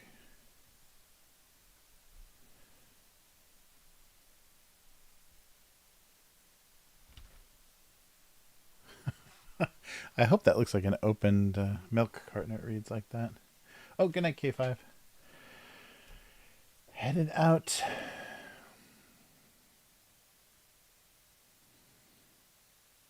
Yeah, get some rest. And hopefully you'll be queued up.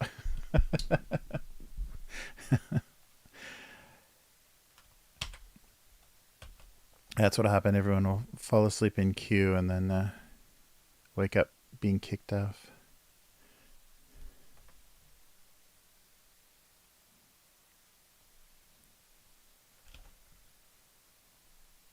Yeah, and really the only thing you can do if the company's going to have that attitude where they don't care about how bad the actual day one performance is just complain constantly on social media. That seems like the lousiest, most the weakest approach to take, but I think that sadly has effect on shareholders and stuff when people are complaining on Twitter or whatever about a bad release. I don't think in all cases, but yeah, it seems to have some effect now. So that's a cereal box, right? With milk spilled everywhere. I don't know how to make this look more milk-like. I think that's about the best I could do. Do I want to do that to make it look more? I think that'll be lost in the down the size reduction.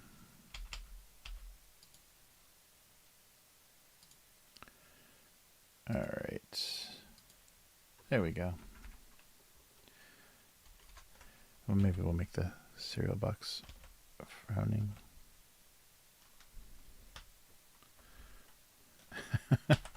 Yeah, it should say something like fun prize.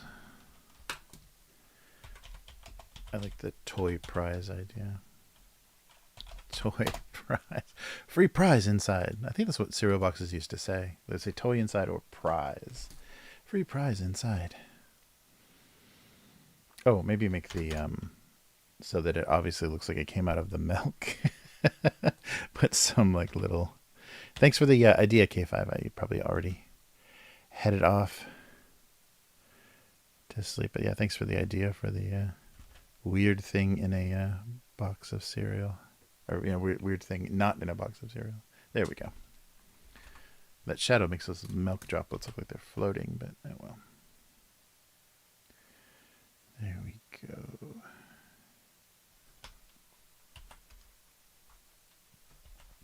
Okay, I think we've got both of these. I don't know about this one. We'll see. We'll see how it goes.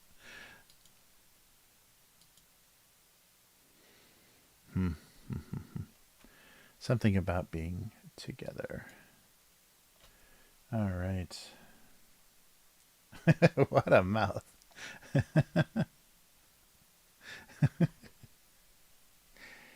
Yes. Uh-oh. Yum is cat wrangling. Okay. All right, well, let's do the... I think it's actually going to be broken. Let's try it. Boom. Yes, it's broken. the comment section. Yeah, the window gets a new name every time, so unless I check it in advance. There we go.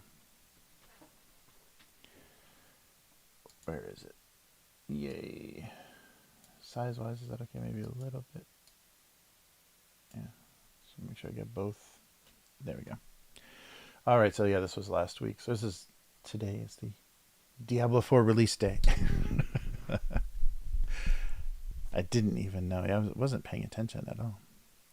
All right, so let's pick it up with, we're still making our way through all of these cartoons. So February 2012. We've gotten pretty far. That's crazy. 2012, February 2nd. Okay, yeah, we were just, oh yeah, my kind of post-it note looking thing. So it was a little forgettable thing that brought him one sticky note closer to non-existence. So one post-it note at a time. Oh, here we go.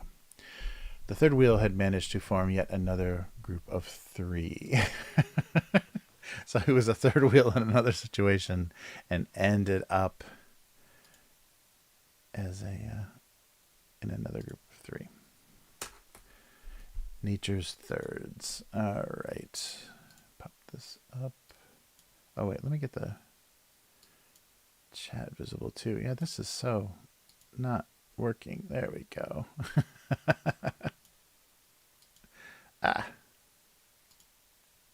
There we go. Okay, and February 9th.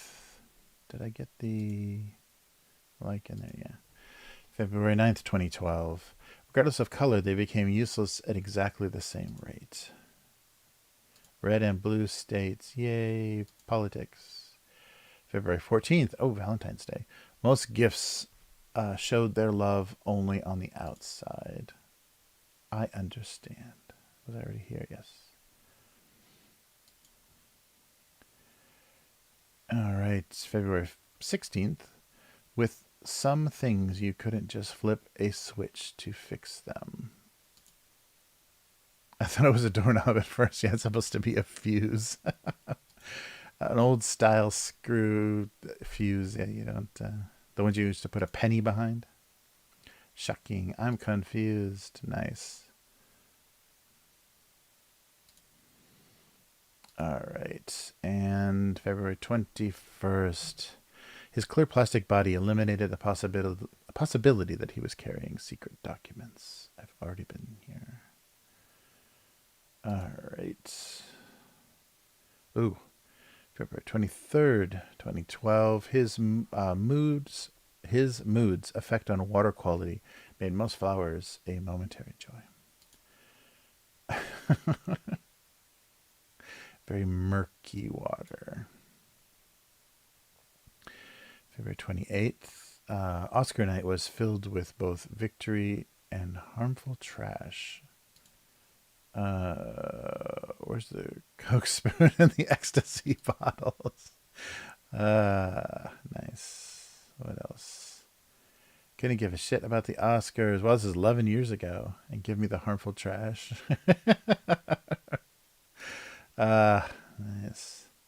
3 hours of rich fat cats. Worse than political debates. Nice. March 1st, 2012. Most candles wished. Maybe wished. Yeah. Past tense, that's probably better. Wished they were never lit. Wished? Poor pig. I was already here. Most candles wish they were never lit. I think it should be past tense, actually. Let me put that in the fixes. Wished they were never lit. I think it should be wished.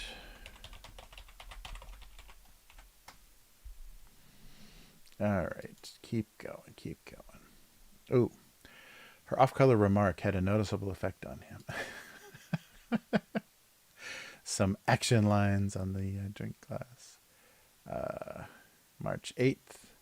Anytime was a bad time for a dramatic purse dumping. Oh, come on. Women usually carry more than that in their purse. Yeah, I just didn't draw enough. Yeah. The manner in which they were stored suggested an unmistakable user kinkiness. User friendly. March 15th. He actually despised iPhone, Android, and most Blackberries. Oh, instead of compatible. Yeah. Compatible with the wireless modems. Oh, here we go. He wondered if Attack the Canvas was actually useful art instruction. I wonder where that phrase came from. The purpose of his cap was now perfectly clear. I hate glue sticks. Trixie hates glue sticks. March 27th, 2012. The last stage of failed debt management was sandwiches. With all the overdue bills, I suppose. March 29th. She now remembered why the ice usually stayed in the shaker. It's a shaker martini with ice in it. Toothpick in her eye due to popping for olives. Oh yeah, I didn't put the skewer, just the olive.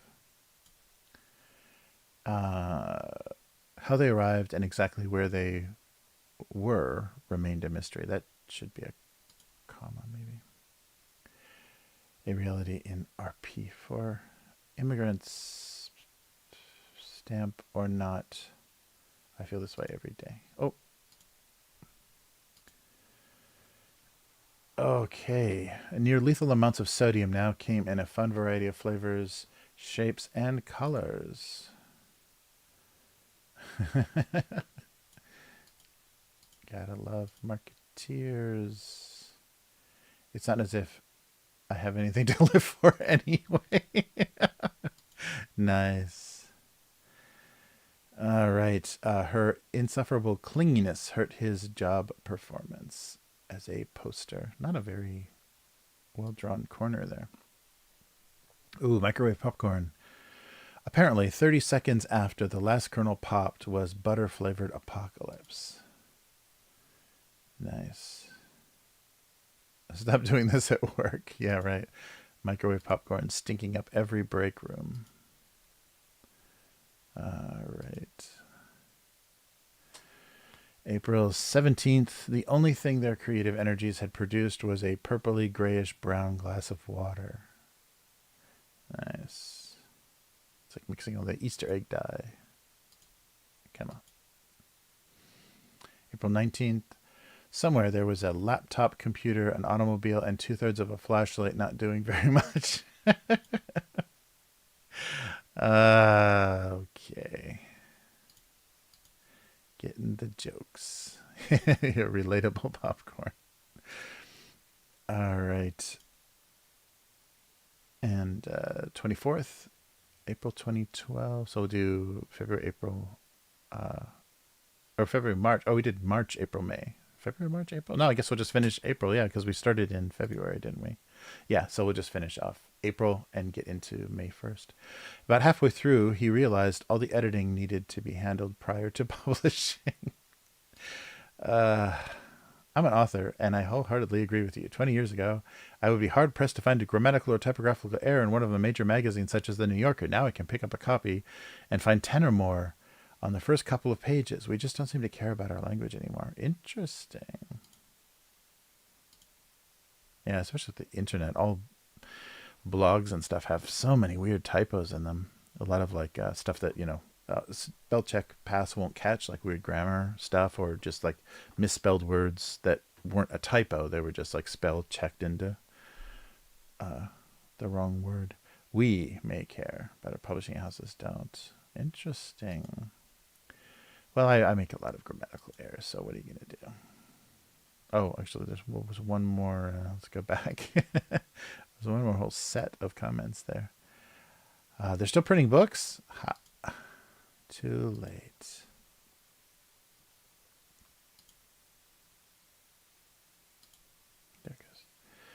Okay. April 26th. Her life had become too much shade and not what? Her life had become too much shade and not enough bulb. All right, the balance of nature between shade and bulb. All right, so yeah, we'll stop at this one. No one understood the hygiene role of the rubber duck. Maybe I should say ducky. The role in hygiene. His role is to coax children into the bathtub so hygiene can begin. Without him, nothing would get done. Oh, some parent is knowing it. All right, so we'll come back next week and do May. Wished they were never. I think that's... Why is all these menus are dependent on window size? They don't do 2 lines of a menu. They just cut it off. There we go. Okay. Wow, that was quick. 3. Oh no, but now it's the writing part. So something about together or combined or the combination of or something.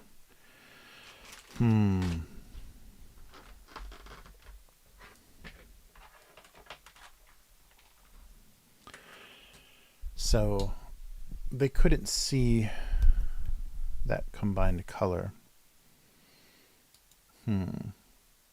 Oh, what's going on there? Oh yeah. That looks a little weird, but yeah, I think it's okay. Where's the highlights? Highlights are in this layer. It looks like that line is breaking weird. Let's just try.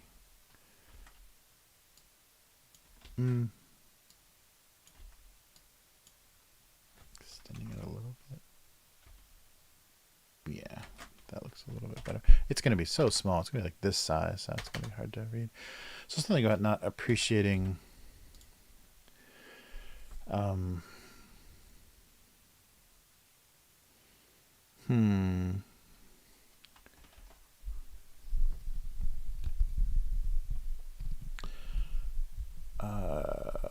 combination or how the 2 combined.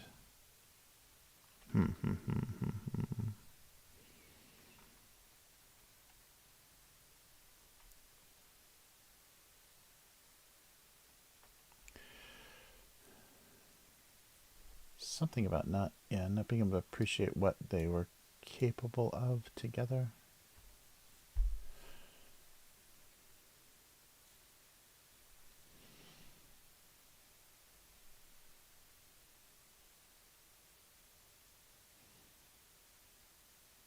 Oh yeah, rubber ducks get moldy inside. Yeah. Oh yeah, said you got to do a comic sometime with a bunch of red yarn across a cork board. Oh, red yarn across a cork board. Yeah. And with a joke of paragraph long. That would be really funny. Or just have the have it super long, like 2 full lines, like the full width of the cartoon. Just have it fade off. Yeah, that would be very funny. A very conspiracy-based cartoon.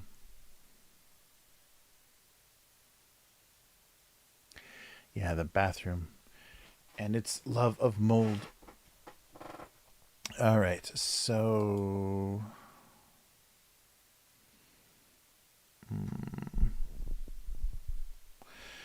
So this tone is wrong, I think. So most couples appreciated. No, that's not.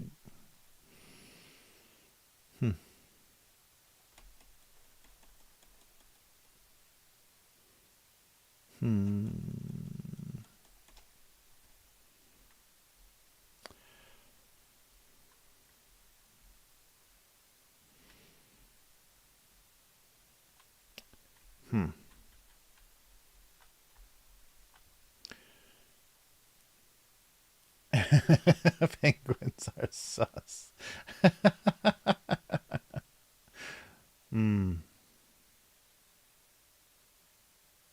Oh yeah.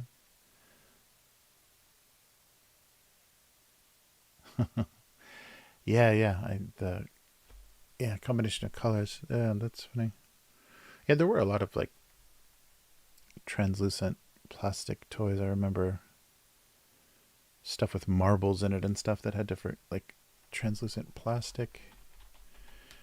Hmm.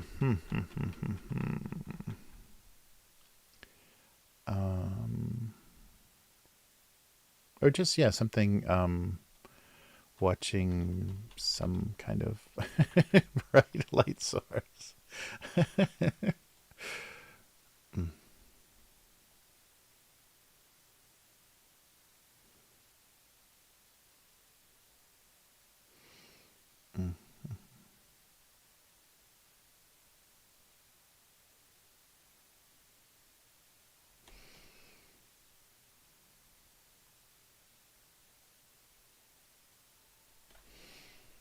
mm. Yeah, something about a combination. I was thinking togetherness or something, but that's not going to get much of a point across. This wouldn't be there. There we go.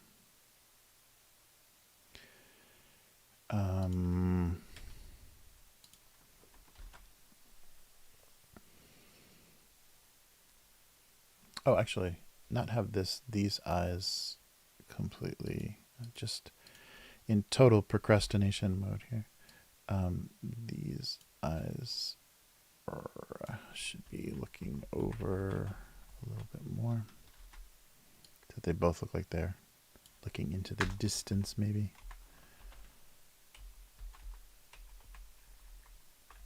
Yeah, so at least reads more like that. Yeah, instead of looking straight at the viewer. Um,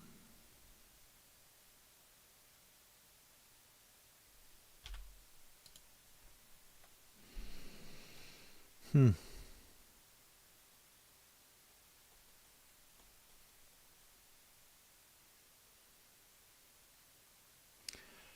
Yeah, what do I want to... So not appreciating something or missing out on something or not seeing...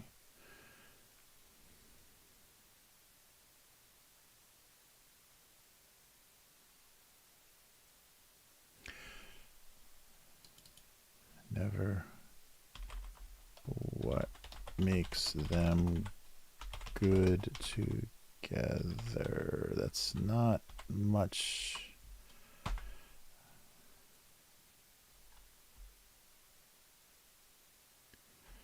Most couples never know what makes them good together. That's a really weird. It's not like referencing the objects or what's going on in the...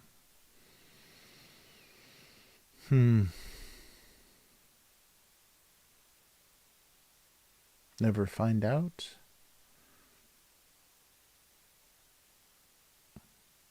Never realize. It never occurs to them. They can never see. Maybe, yeah, because they're looking away from... They'll never see that angle. Never see.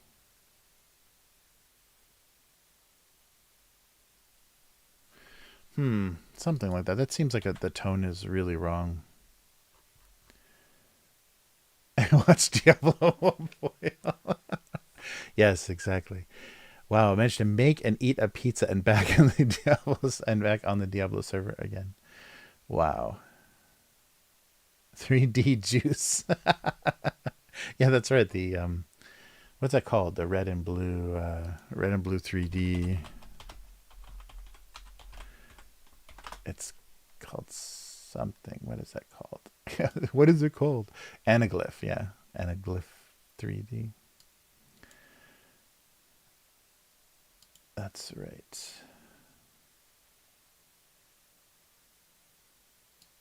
When did 3D glasses stop being red and blue?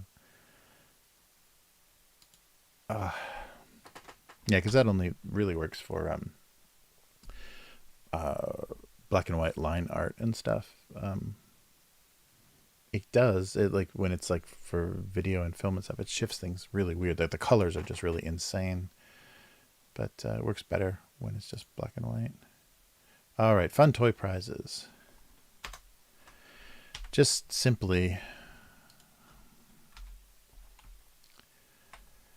Milk cartons should never contain fun toy prizes.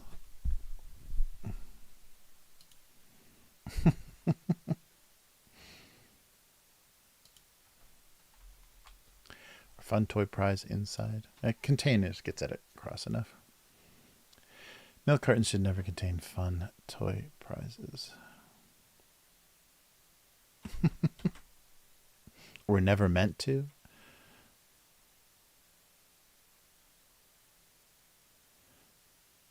Were never meant to contain fun toy prizes. Were never meant to have fun toy prizes inside.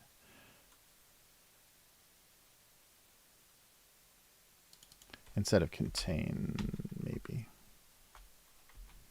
To have fun toy prizes. This just keeps getting longer and longer. Inside.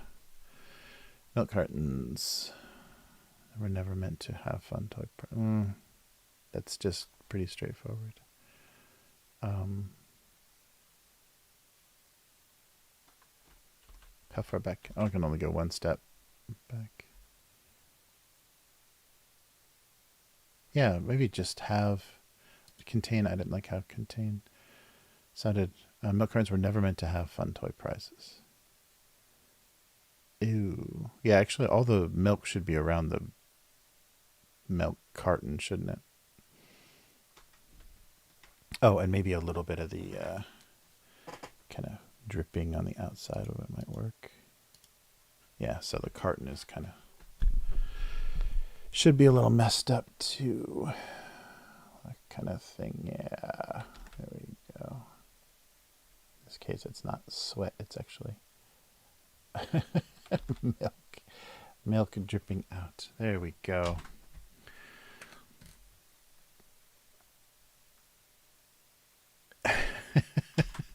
It's very upsetting. Oh, and maybe a couple of splashes on the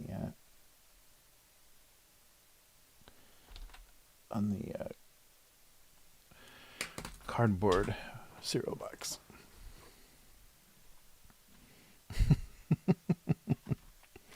There's a little more action. Okay, milk cartons were never meant to have fun toy prizes.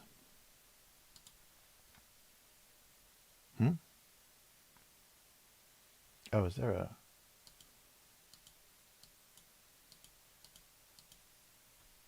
Is there some kind of punctuation in there I'm not seeing? Oh, yeah, there's a period. Not meant to have fun toy prizes.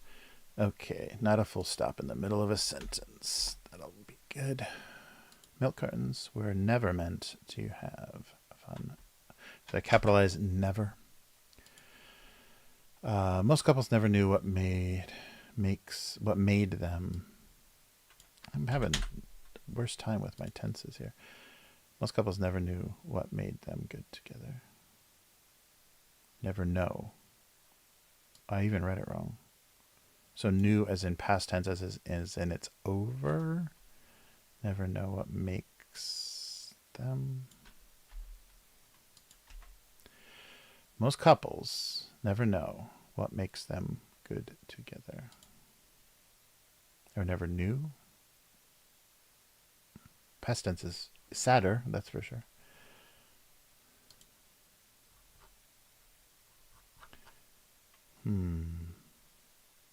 A flamingo, yes, it probably is.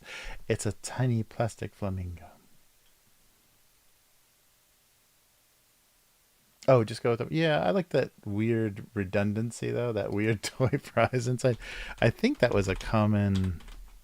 For some reason, that sounds like super familiar. Prizes inside. Yeah, here's some cereal boxes that have that stuff on it. Let's see.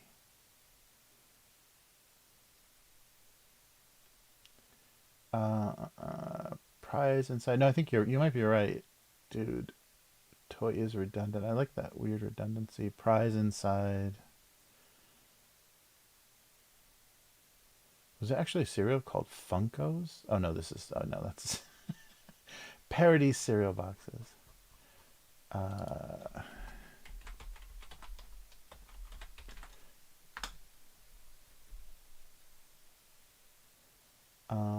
I just want to see the free inside this box. Ooh, ET cereal. I forgot about that.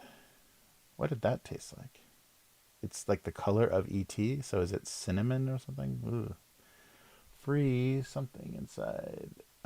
Ooh, B movie prizes. Wow, why wasn't I buying cereal when the B movie was out? Yeah, I think you're right. Prize inside seems to be the one. Action pinball inside. Oh, I remember it. Action pinball inside Super Sugar Crisp. Oh, that was the best. Now that okay, this is the golden era. Let me get this a little bit bigger. This is golden era cereal box toys. I'll put it in this one. Look at this. A little, I mean, it's pretty thin, but it's a little plastic, pinball. There's little tiny ball bearings in there, and you can like flick it, just like those old carnival kind of things. But look at that. There's four or five different, there's six different types, and you just flick it, and you try to get it to sit in one of those little holes. Now that's amazing. Look how badly drawn Sugar Bear was in the 70s or whenever this was. Wow. Yeah, cereal box prizes. Yeah, yeah. Oh, yeah, this is the top 50 greatest cereal box prizes. Okay, let me see. I probably am too young for some of these. Hoo hoo. Wait, let's switch over. I'm derailing everything here. How do we do this here? Boom. How about like this? All right.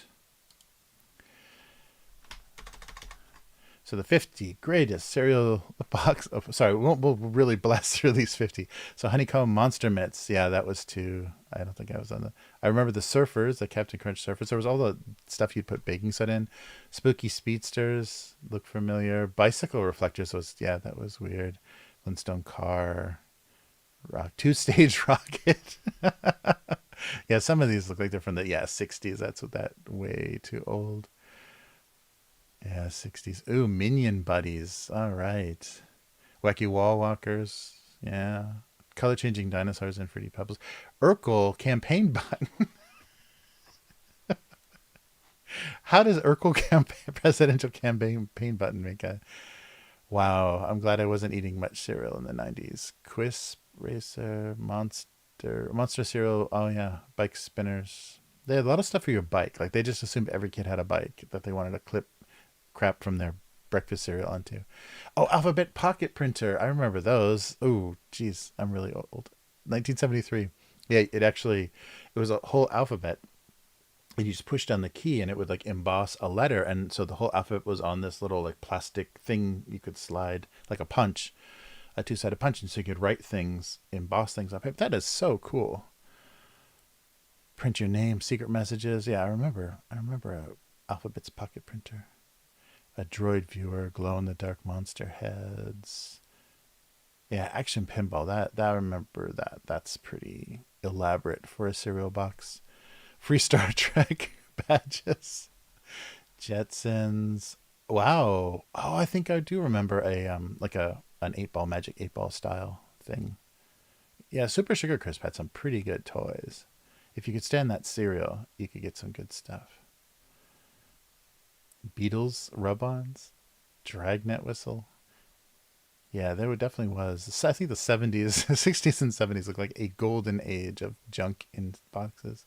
Honeycomb digital watches, free cash in every box. Got to eat that almond delight. Oh, terrariums. I remember that. That was really weird. Yeah, 1980. Alphabets had this like little start growing, so it was a little like plastic clear capsule, and there was soil and seeds in it, and there was like Venus flytrap. What was there was something weird inside? Oh no, it was all herbs. That's right. So basil, fine curled cress, or violet queen Alyssum. Yeah, so maybe just stuff that would survive. Yeah.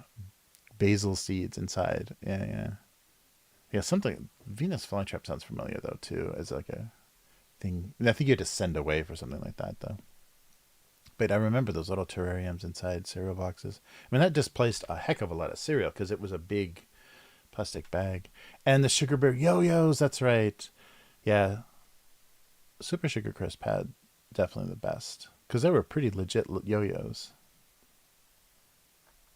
Yeah, that's right. So not only was it a yo-yo, it was a whistle and a puzzle. That's number one. Okay. Sorry to that brutal detour down nostalgia. Yeah, but that embosser thing is so cool. I definitely remember that. And maybe just because my parents were more impressed with it than I was, and so it got reinforced. Oops, in my head. All right. I think we did it. Time for some snacking. Yeah, some of the yo-yos were crap, but the Super Sugar Bear triple function yo-yo, like when they put a legitimate kind of like wooden or the resin or whatever real yo-yos are made of, when they're a real yo-yo, but yeah, when they're like hollow plastic, like you clip them together and they're hollow plastic, they don't have enough weight to do anything. Ooh, Adult Swim cereal would have been that's a great idea. I wonder why they didn't do that.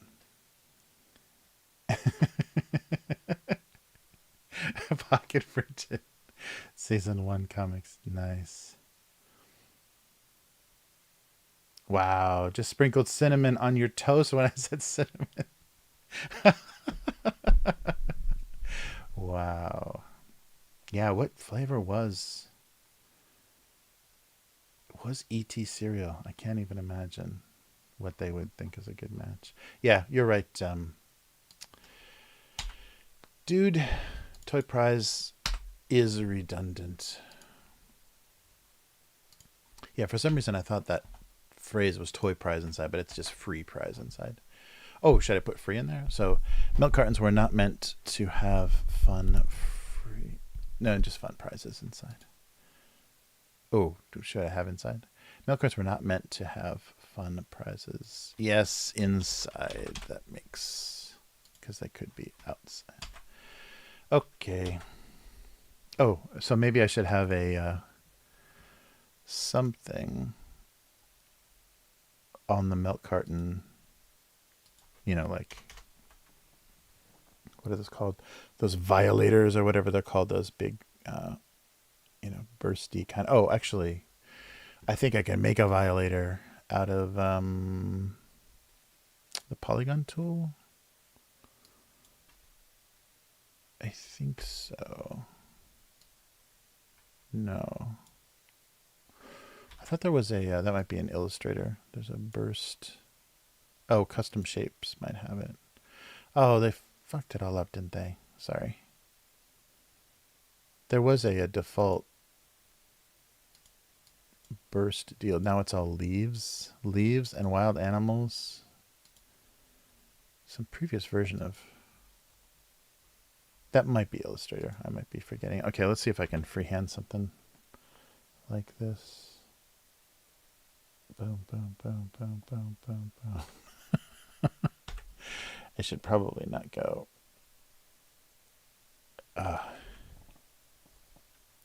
Wow, cinnamon toast sounds like real cinnamon toast sounds so good right now.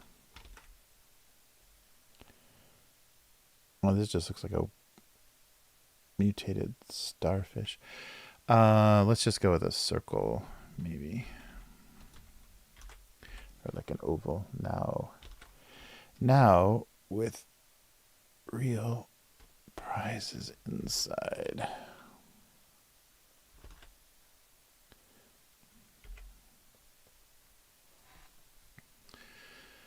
All right. Yeah, so we'll do the, yeah, just on the one side is fine.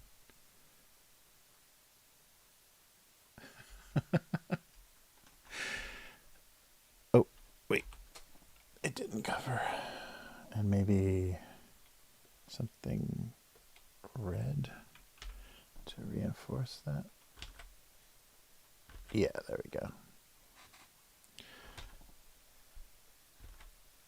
now with fun prizes inside.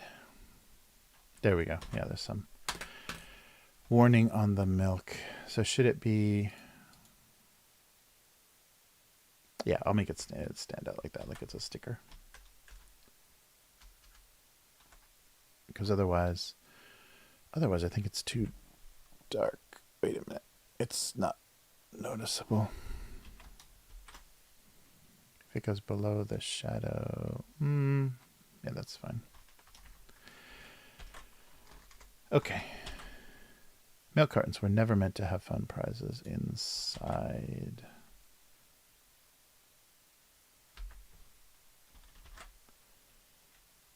Making some JPEGs.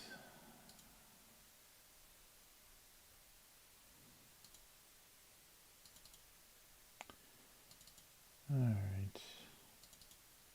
I know this is everyone's favorite part when I'm just like staring, staring off at the directory that houses the cartoons, numbering them correctly.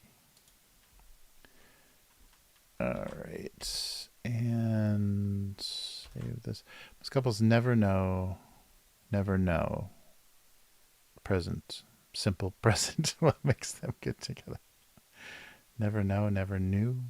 Yeah, no past tense.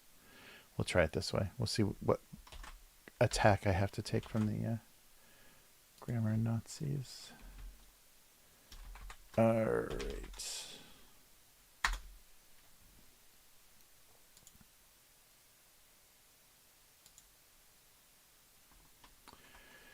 Cool. Well, it's almost time for the polar bear candy, which is probably going to be disappointing if you have some image in your head about what polar bear candy might be.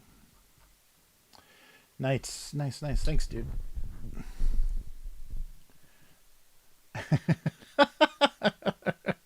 I'll throw in those curse words there to just to keep you on your toes. Oh, go comics. As long as it's not what in the first. Are they still doing that? Like demonetizing streams if there's videos on YouTube if there's profanity in the first however many minutes or seconds. Who knows? There we go. So this is going to be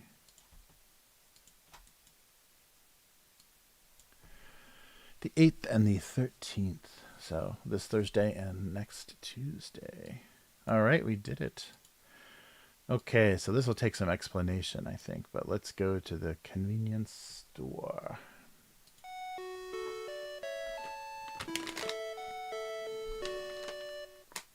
All right, welcome to Family Mart. So here we have, and I'm not quite sure the joke they're going for. I mean, maybe there's this, I don't know this character, like maybe this is a character I'm not familiar with or whatever, but here we have, so the full name of it is like head, like atama, so keen as in keen. I'm not sure what the keen is referring to, if they're actually talking about like Keen, like keen, like sharp. So head sharp but not sharp, because it says but not also. So yeah, I'm not sure. So sharp head but not sharp head. I don't know if there's two characters, one's dumb and one's clever, one's keen, because in Japanese when they use the kind of import word or loan word, whatever they call it, smart, they are always referring to, maybe this is a British definition, but they always refer to smart as in thin. So if you look smart, that means you look thin, not intelligent. So when you say smart, they don't understand that means intelligent or clever. But I don't know if they know keen either. But this is, yeah, your head is keen, but it's also not. But anyhow, white bear is what they call polar bears. So shirokuma is a type of snow cone kind of dessert, like a shaved ice dessert. So it's shaved ice with condensed milk and then fruit usually. So in the convenience stores, usually it's just strawberry. So it's condensed milk and strawberry on shaved ice, like a snow cone with condensed milk and shaved ice. But maybe the older, more classic one also has mikan, the little mandarin oranges, and also the sweet beans, Japanese sweet beans. I think I've seen varieties of those. But most recently, when you see the shirokuma, the white bear dessert, it's just strawberry. So sweetened ice and strawberry.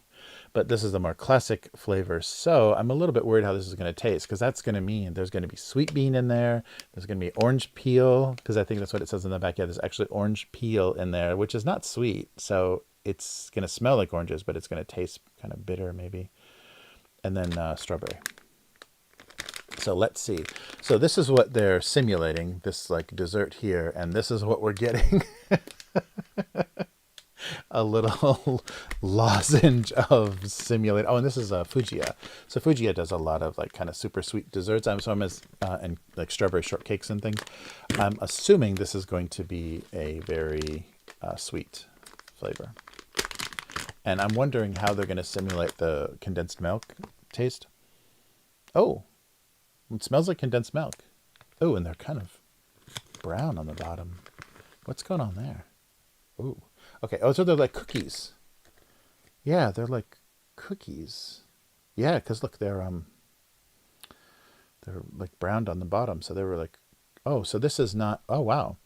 It smells like condensed milk. It smells exactly like condensed milk and fruit, but it's a cookie. It's not like a candy. Oh, wow. It's a cookie. It didn't say that anywhere. That's pretty good. Okay. So that makes a lot more sense. I was expecting it to be like kind of a gummy candy, kind of like a toffee, taffy kind of thing, like a chewy thing. It's kind of what it looked like. But no, it's a little baked. Wow, that's pretty good. It's very crunchy, very like a shortbread. It's pretty dense like a shortbread, but really creamy. It tastes very much like condensed milk with fruit in it on a little shortbread cookie. Wow, that's surprisingly good. It's very sweet. But most Fujiya stuff is a little oversweetened because it's kind of made for kids. But this little bear thing is not very cute. I mean, it's like ugly cute, which is a Japanese aesthetic. So not so kid friendly. Well, these are really good. There's a lot of stuff going on in there. It tastes like real little bits of fruit. Wow. Okay, surprisingly good. Yeah, I didn't see where it was calling these cookies, and I took it from the kind of candy section, which is all gummies and hard candy.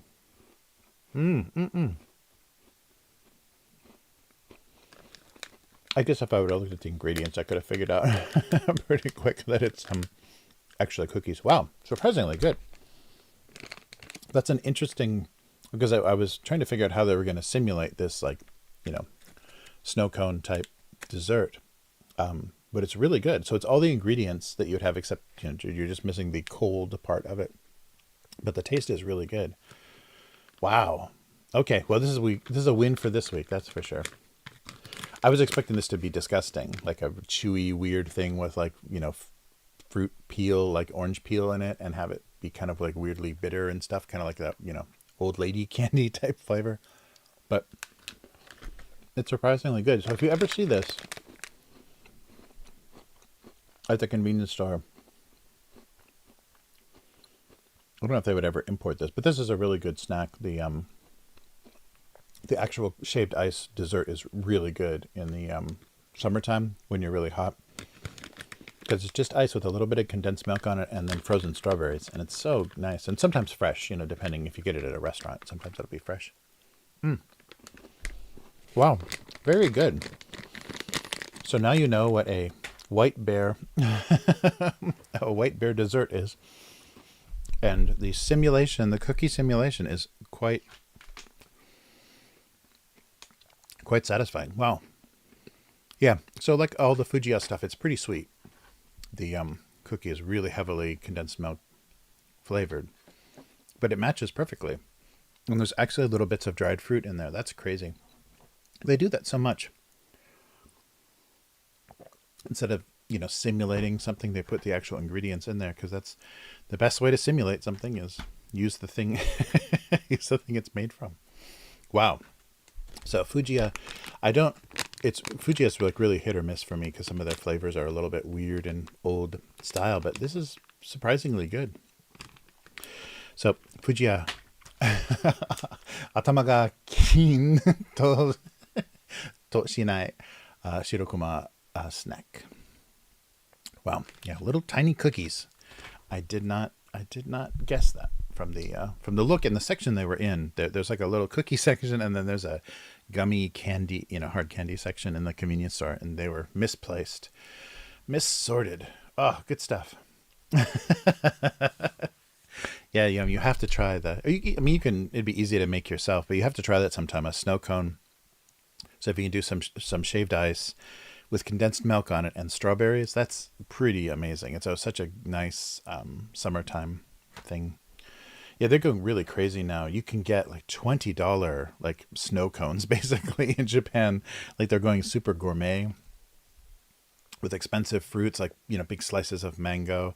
So they'll have a snow cone, and it's not a snow cone, but it's what they call it, the kakigori. It's shaved ice, and it'll be a large bowl, like a large salad bowl kind of thing, like a shallow salad bowl, with this giant heap of shaved ice, like almost as big as your head.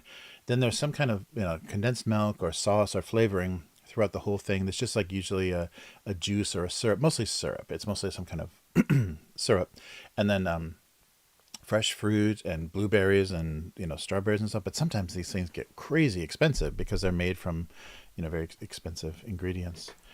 So yeah, good stuff, really good stuff. Very nice. But yeah, so wow, successful. Successful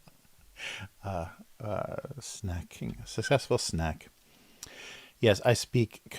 I'm fluent in convenience store Japanese. If you're trying to sell me something in Japanese, I am your customer. All right, but yeah. So that was good. I was happy to.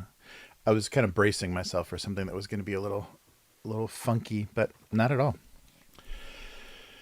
Very good. Yeah, definitely. It's become much more and more trendy. So if you get a chance to visit Japan, definitely go to one of those high-end snow cone. It's not a snow cone. It's a shaved ice dessert. I don't know a good translation in Japanese or in English from the Japanese, because it's just ice. The Japanese is just ice with crap on it.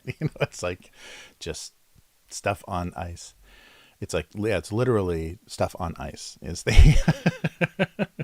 topped ice, I guess. Yeah. Because kake is something on top. So, like on rice, you put the furikake or so kakegori. And there's other kake, which we're not going to talk about in here, that you've probably seen as a category on certain websites. But, repsado. Oh. Raspado in Spanish. Oh, that's cool. Yeah, of course. Yes, of course. Like Latin America would have good ice desserts, and that's also because if you get a giant block of ice, it takes forever to melt. So you don't need refrigeration. You can just shave a block of ice all day and make snow cones. Nice.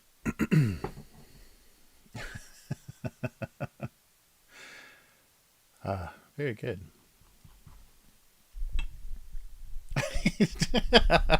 Yub knows exactly what I'm talking about. Too funny.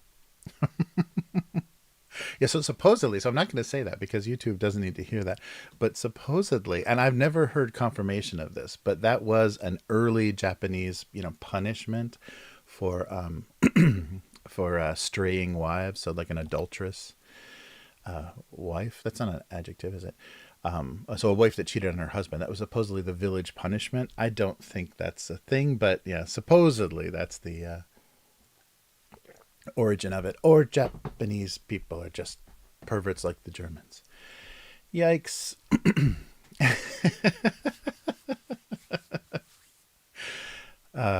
Yeah, I that would make me not cheat ever if that was my punishment.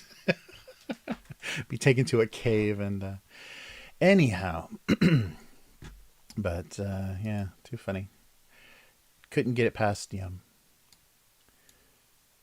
Well, very cool. So we did.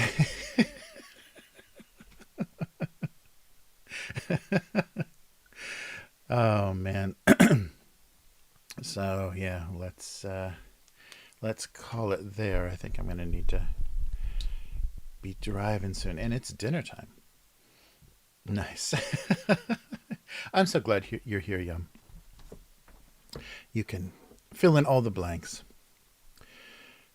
Very cool. Well, thanks guys for hanging out with me and not be. Well, I guess you know you needed something to do while you were queuing up for Diablo, but it was very very fun to spend time together. And yeah, let's do it again next week. History, yes, that's important. Japanese history. I don't know, like there's very few people I could actually ask for confirmation of that. And the internet, I don't think can be trusted. But I do know. So speaking of uh, risque kind of Japanese history, that used to be a thing because there isn't like Christianity with crazy guilt, and there is a like a weird virginity obsession in Japan. But I'll leave you with this little thing. So supposedly during Edo period, so like 19th century, Edo period, if you wanted to find a good partner, a good match, women could go to temples, could go to Buddhist temples at night. And so the surrounding grounds of the temple where things weren't lit, there would just be, kind of like there are in Central Park or whatever in the gay community, just guys hanging out that you could anonymously be with to find a guy that matched you very well. And if it was a good match, you would find out what his name was, and then you could have a satisfying sex life. So that is actually a thing that I've heard. And who knows? I mean, who knows? There still could be some exaggeration there, but that's a very funny thing. So that says a lot more. So the image of like repressed, Japanese women, and maybe it's more of a that conservative thing is more of a modern, more modern condition. But once upon a time, yeah, it wasn't as conservative, and you wanted to find a good match. You wanted to find somebody that physically matched you well before you decided who you were going to. But there was also a lot of arranged marriages. But yeah, finding a lover was actually a service that people knew where to go once upon a time. Yikes. Yes, sussy stuff. Yeah, so that's very funny. Yeah, very interesting. I wonder when, and it probably could have happened during kind of Meiji era, like when Japan was trying to be more Western. So I wonder if that's when like a lot of their very conservative thinking and female modesty and the purity and virginity and stuff suddenly had this weird uh, importance that culturally didn't have before, because there wasn't Christian guilt here. They didn't have that kind of thing built into it, and the whole premarital sex thing and everything. I wonder if that was all imported. We'll never know.